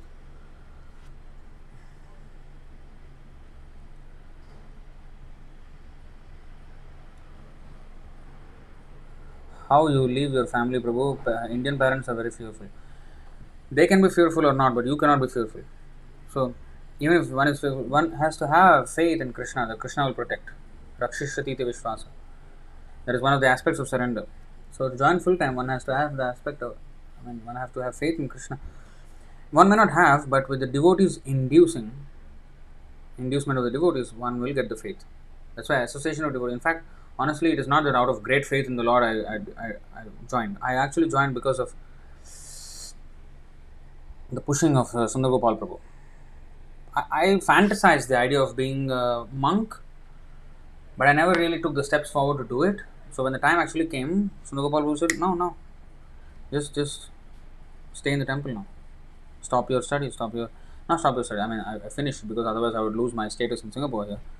So I got my permanent residency and all of that. So for that reason, I continued. Otherwise, I would have stopped. So that was done. So I did not work anywhere. So all this came with the assurance of, or the pushing of devotee. That's why there is this nice verse, no? Very nice verse of Raghunath Das Goswami praising Sanatana Goswami. What is that? Anabhipsumandham.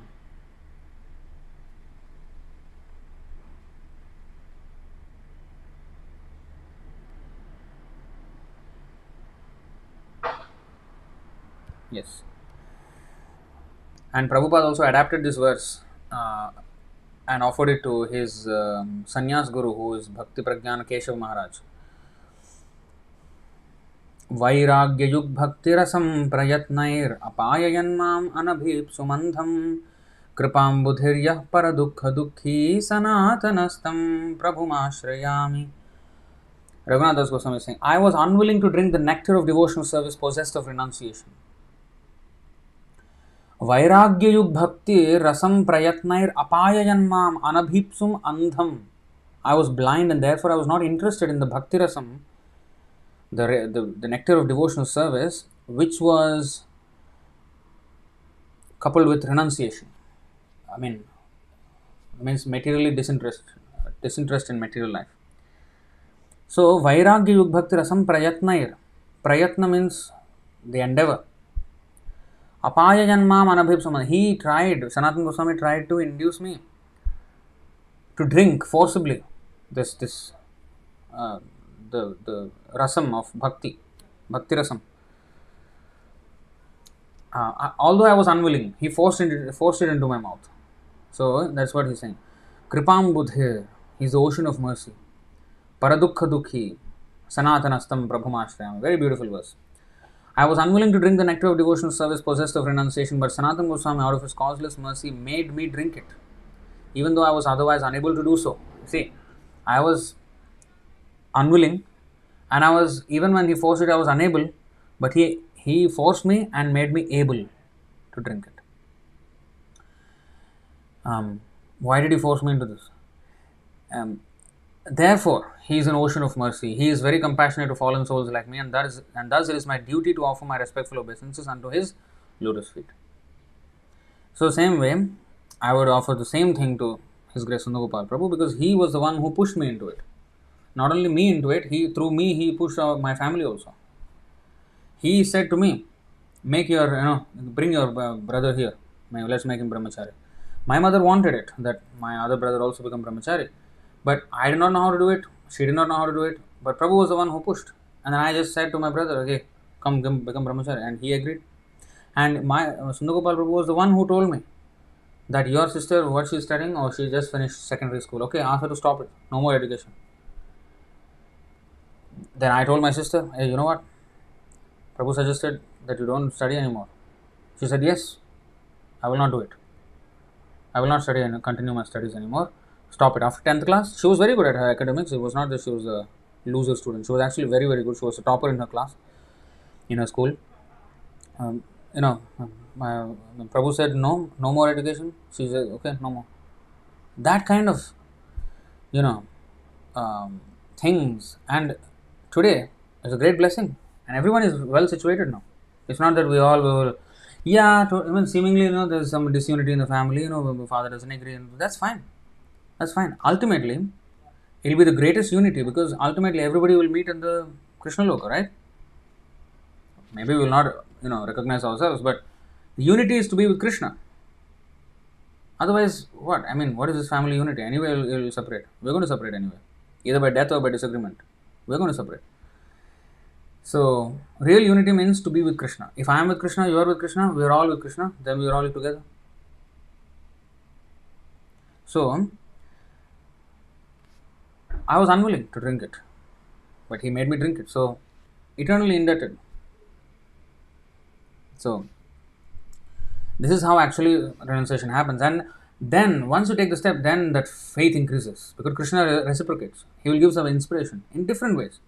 Sometimes it's just a feeling of great satisfaction that you have done it. Okay, now full time. That's it. This is my life. And I'm telling you, the burden that lifts off your shoulder when you do that, without considering anything, is just, can only be experienced by a person who actually did it wholeheartedly. So that's why it is bhakti rasam. It is the nectar. But people see it as poison. Oh, vairagya yug bhakti. They want bhakti but without vairagya. That's what I'm saying, that those sahajiya devotees who want to be chanting, but just be as any kar may be. Just like that.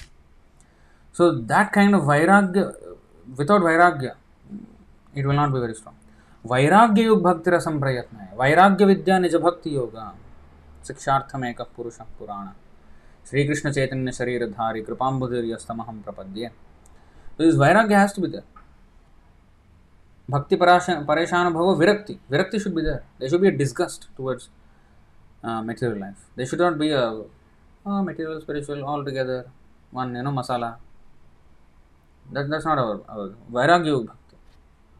And that is a nectar which can only be experienced by those who actually take to that. Okay, I'll not keep you more. What is...